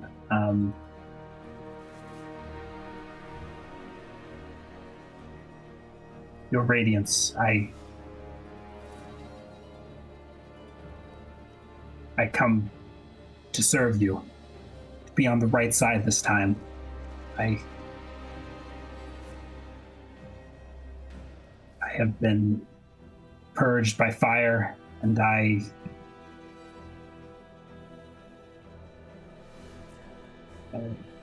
will redeem myself. I will honor you, and I think at this point I start backing away to join the rest of the group, unless she says something or asks something or does anything. Like, it's probably a bit much to be in her presence. Mm-hmm. I think so. She doesn't say anything right away, but that tail that used to sit underneath her head, and she moved her head beyond the tail, but you can see the tail kind of like flips up out of the side.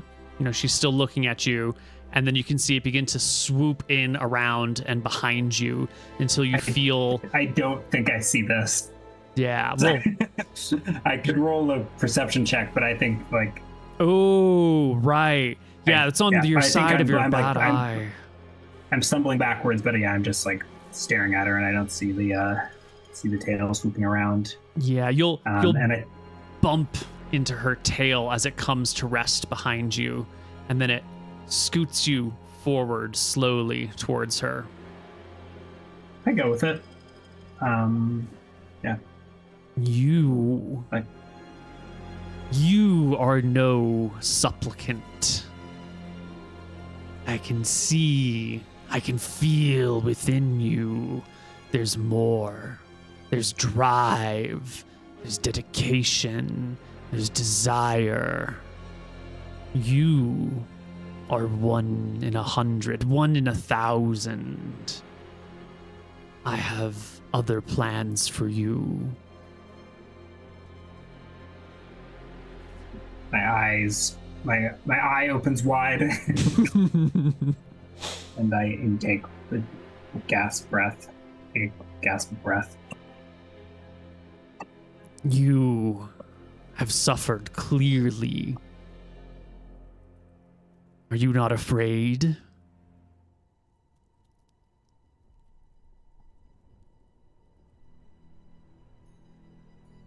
We all suffered for our cowardice. The old me died for it. She nods. But it will not happen again. I think I stand my, if I like stumble when her tail swiped me, I stand up. I stand up and face her. If I've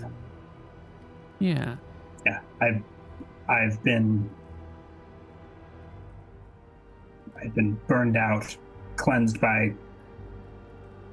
I like grimace with the scoria's flames, and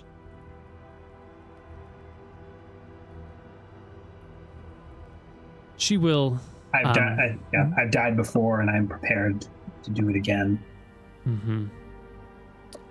She takes her tail and uses it as like a gentle pressure on your back to move you where she wants to move you. You could resist, you could fall to the ground, you could ask questions. I don't want to fall, so I think I go with it, kind of thing. Yeah. She herds you around the mound of precious metals.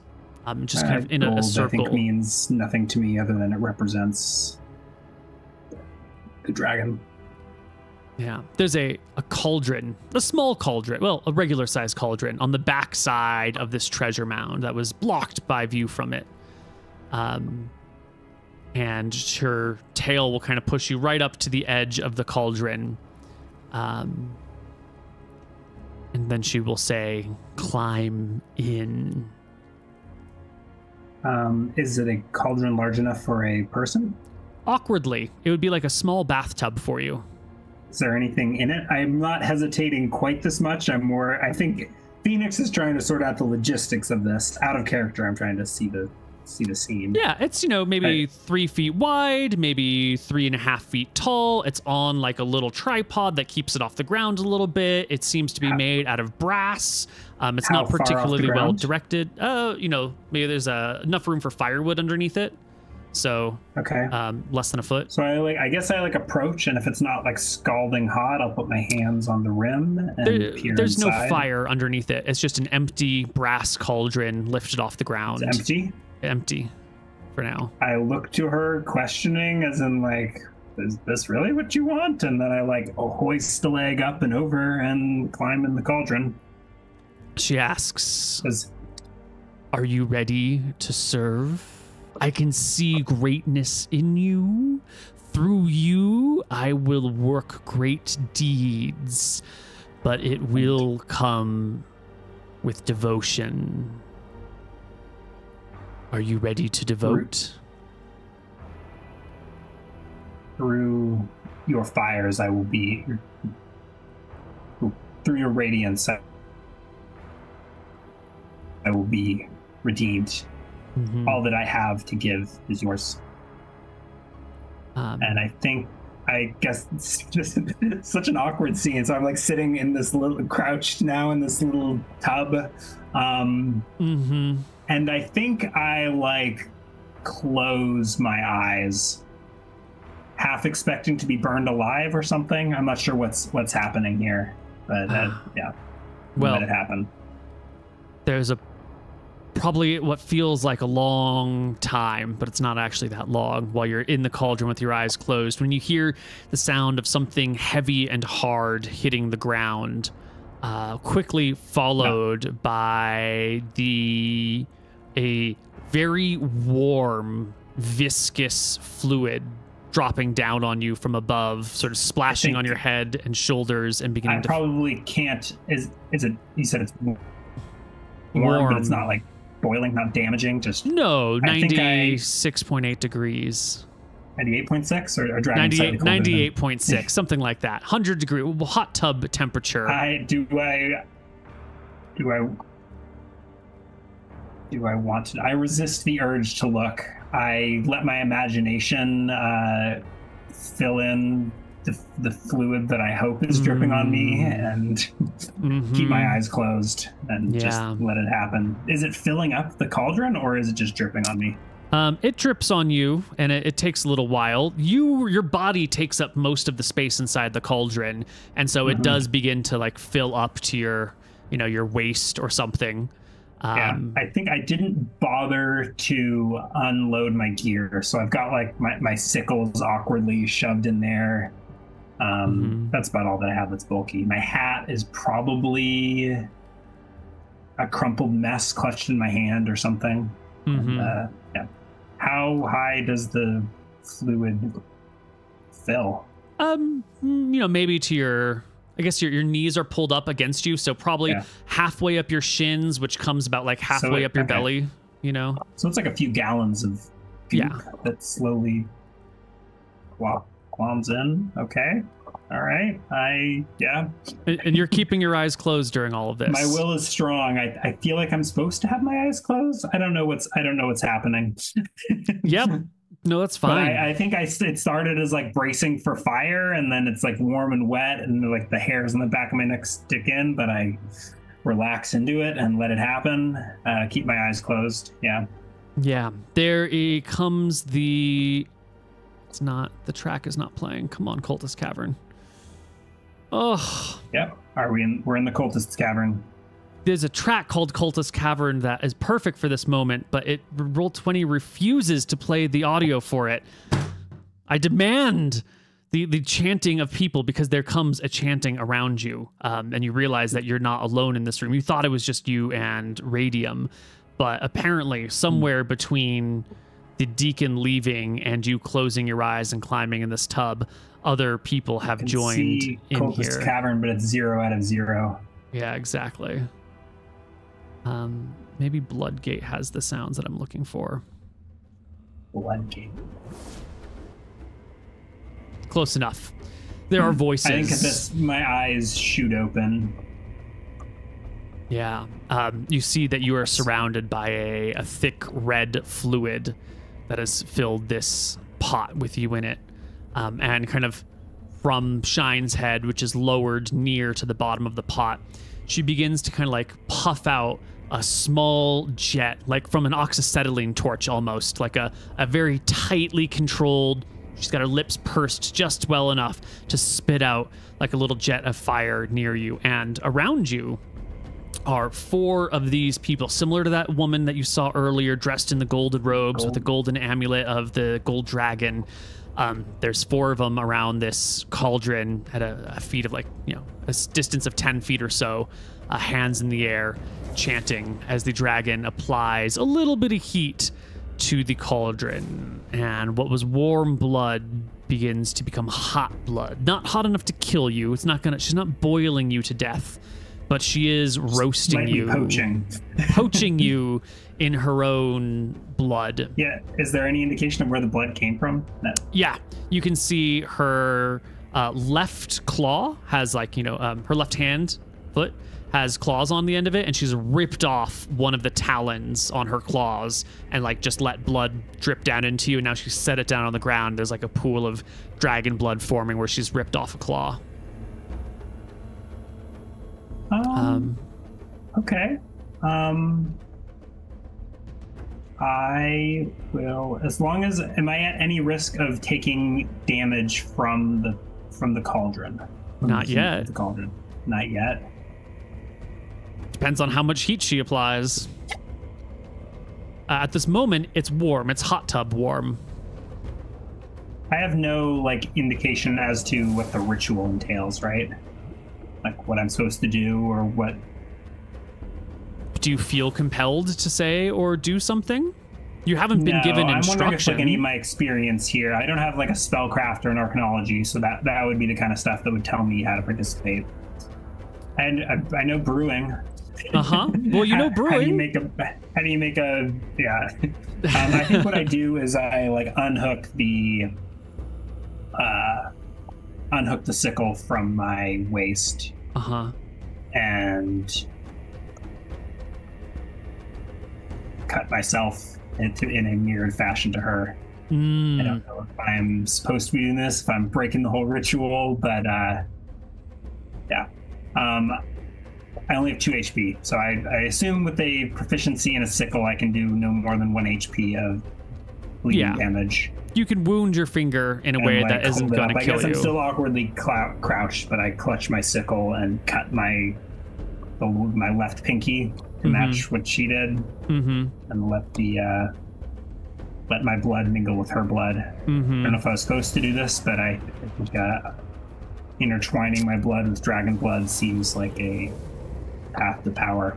Any of the cultists shout, "No, you're ruining it!" no one tells I probably you. should have taken a more narrative approch to describing that sacrifice. But anyways, that's... Well, we learned what you were thinking, which is a little bit of confusion, a little bit of trepidation, but a willingness. My will is strong. Yes.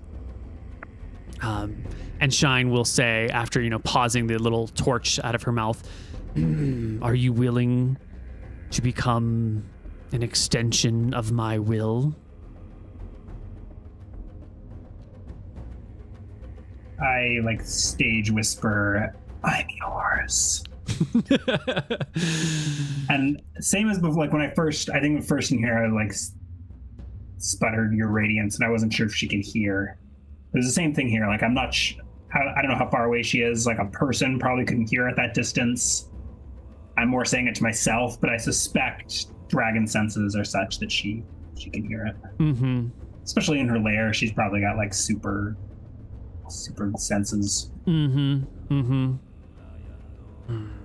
Are you willing, desiring to be part of something greater?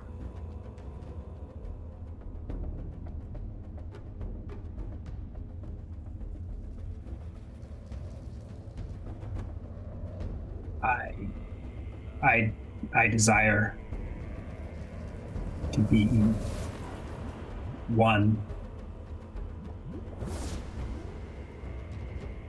Sip. Man.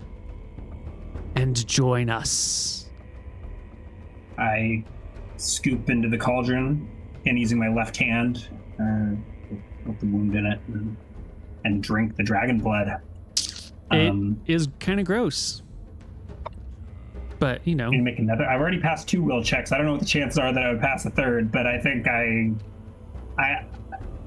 feel like in my head I'm thinking if this 1 sip is good, the more the better. So I probably take a few mouthfuls unless I get further instructions. Well, make me a con check after your first mouthful. Oh, first, okay.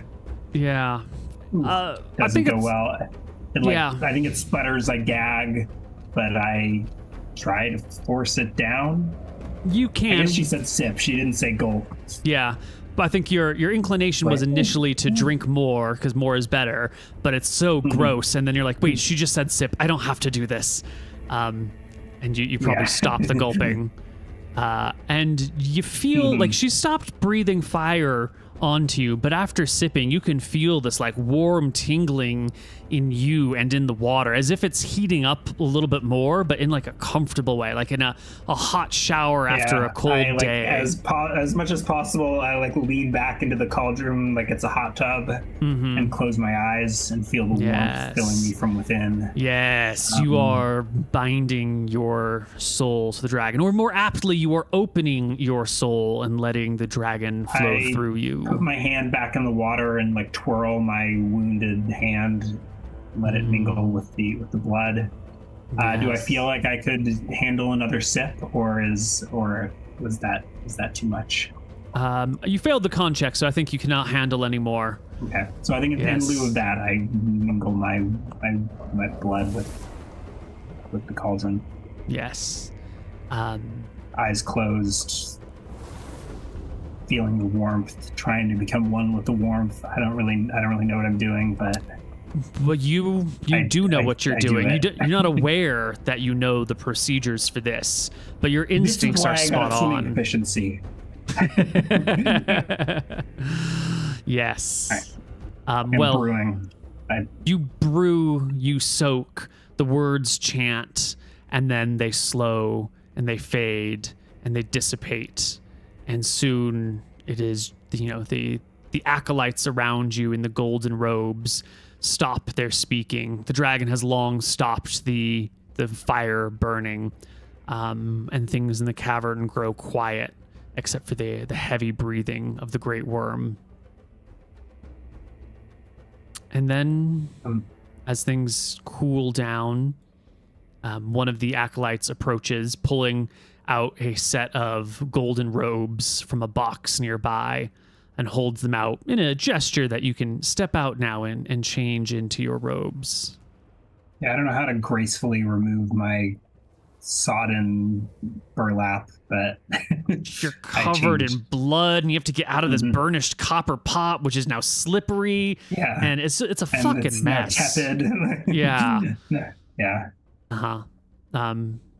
Yeah. They will don you in your robes, and they will take you to a chamber where you can, now that you've gone through the ritual, begin to explore and learn your warlock powers. You have some spells that you can roll for before you undergo your first quest. We don't have to do that right now. I know time is a bit short.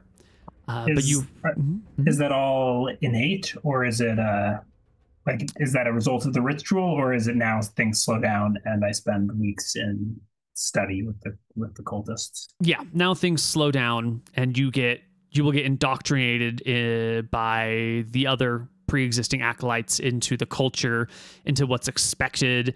They will teach you rituals. They'll teach you language on like how to refer to the dragon appropriately. They'll talk about the purpose of this organization, in the sense of like, we're here to serve Radium. She knows what's best, and we will act as her implements and tools in places, because she cannot be everywhere at once.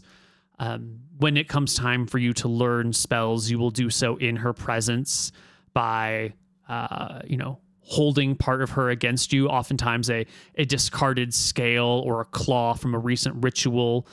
And you will find that you gain MP. You have MP equal to your willpower score, which I think is 12, did we say? Mm-hmm. Yeah. So you've got 12 MP. It regenerates at a rate, it's in one of these books, I'll find it later. As long as you're in the lair, your MP will regenerate automatically.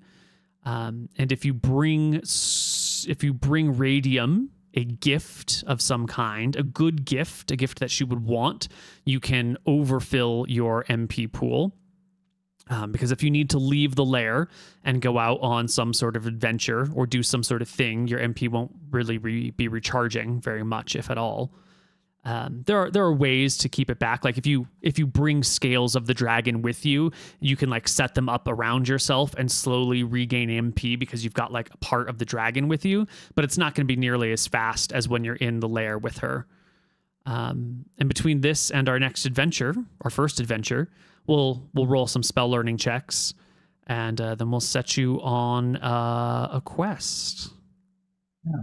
Is it too early to ask for a preview of what first level spells she has available? It is not too early at all. I'm just going to drop them in roll 20 here.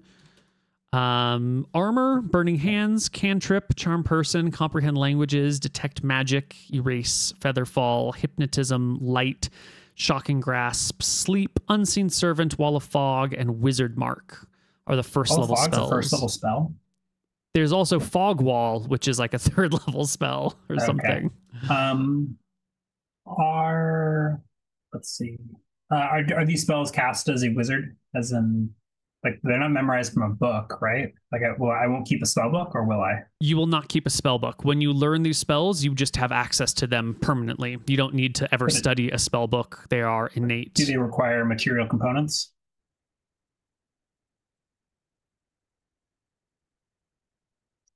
That is a fantastic question.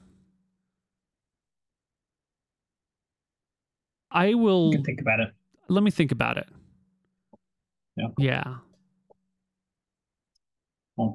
I think if there's material components, they'll be different. They might just be, sections of dragon scales that you bring with you that you do need to channel through. So all material components would be first level spells required this big of a dragon scale, second level this big, so forth and so on. And you might like chop up a dragon scale and carry little parts so you can toss them out for your spells as needed. We'll find that if you want. All right. Sweet. Let's take a break, maybe our final break. Okay. Yeah. We may return. We may not.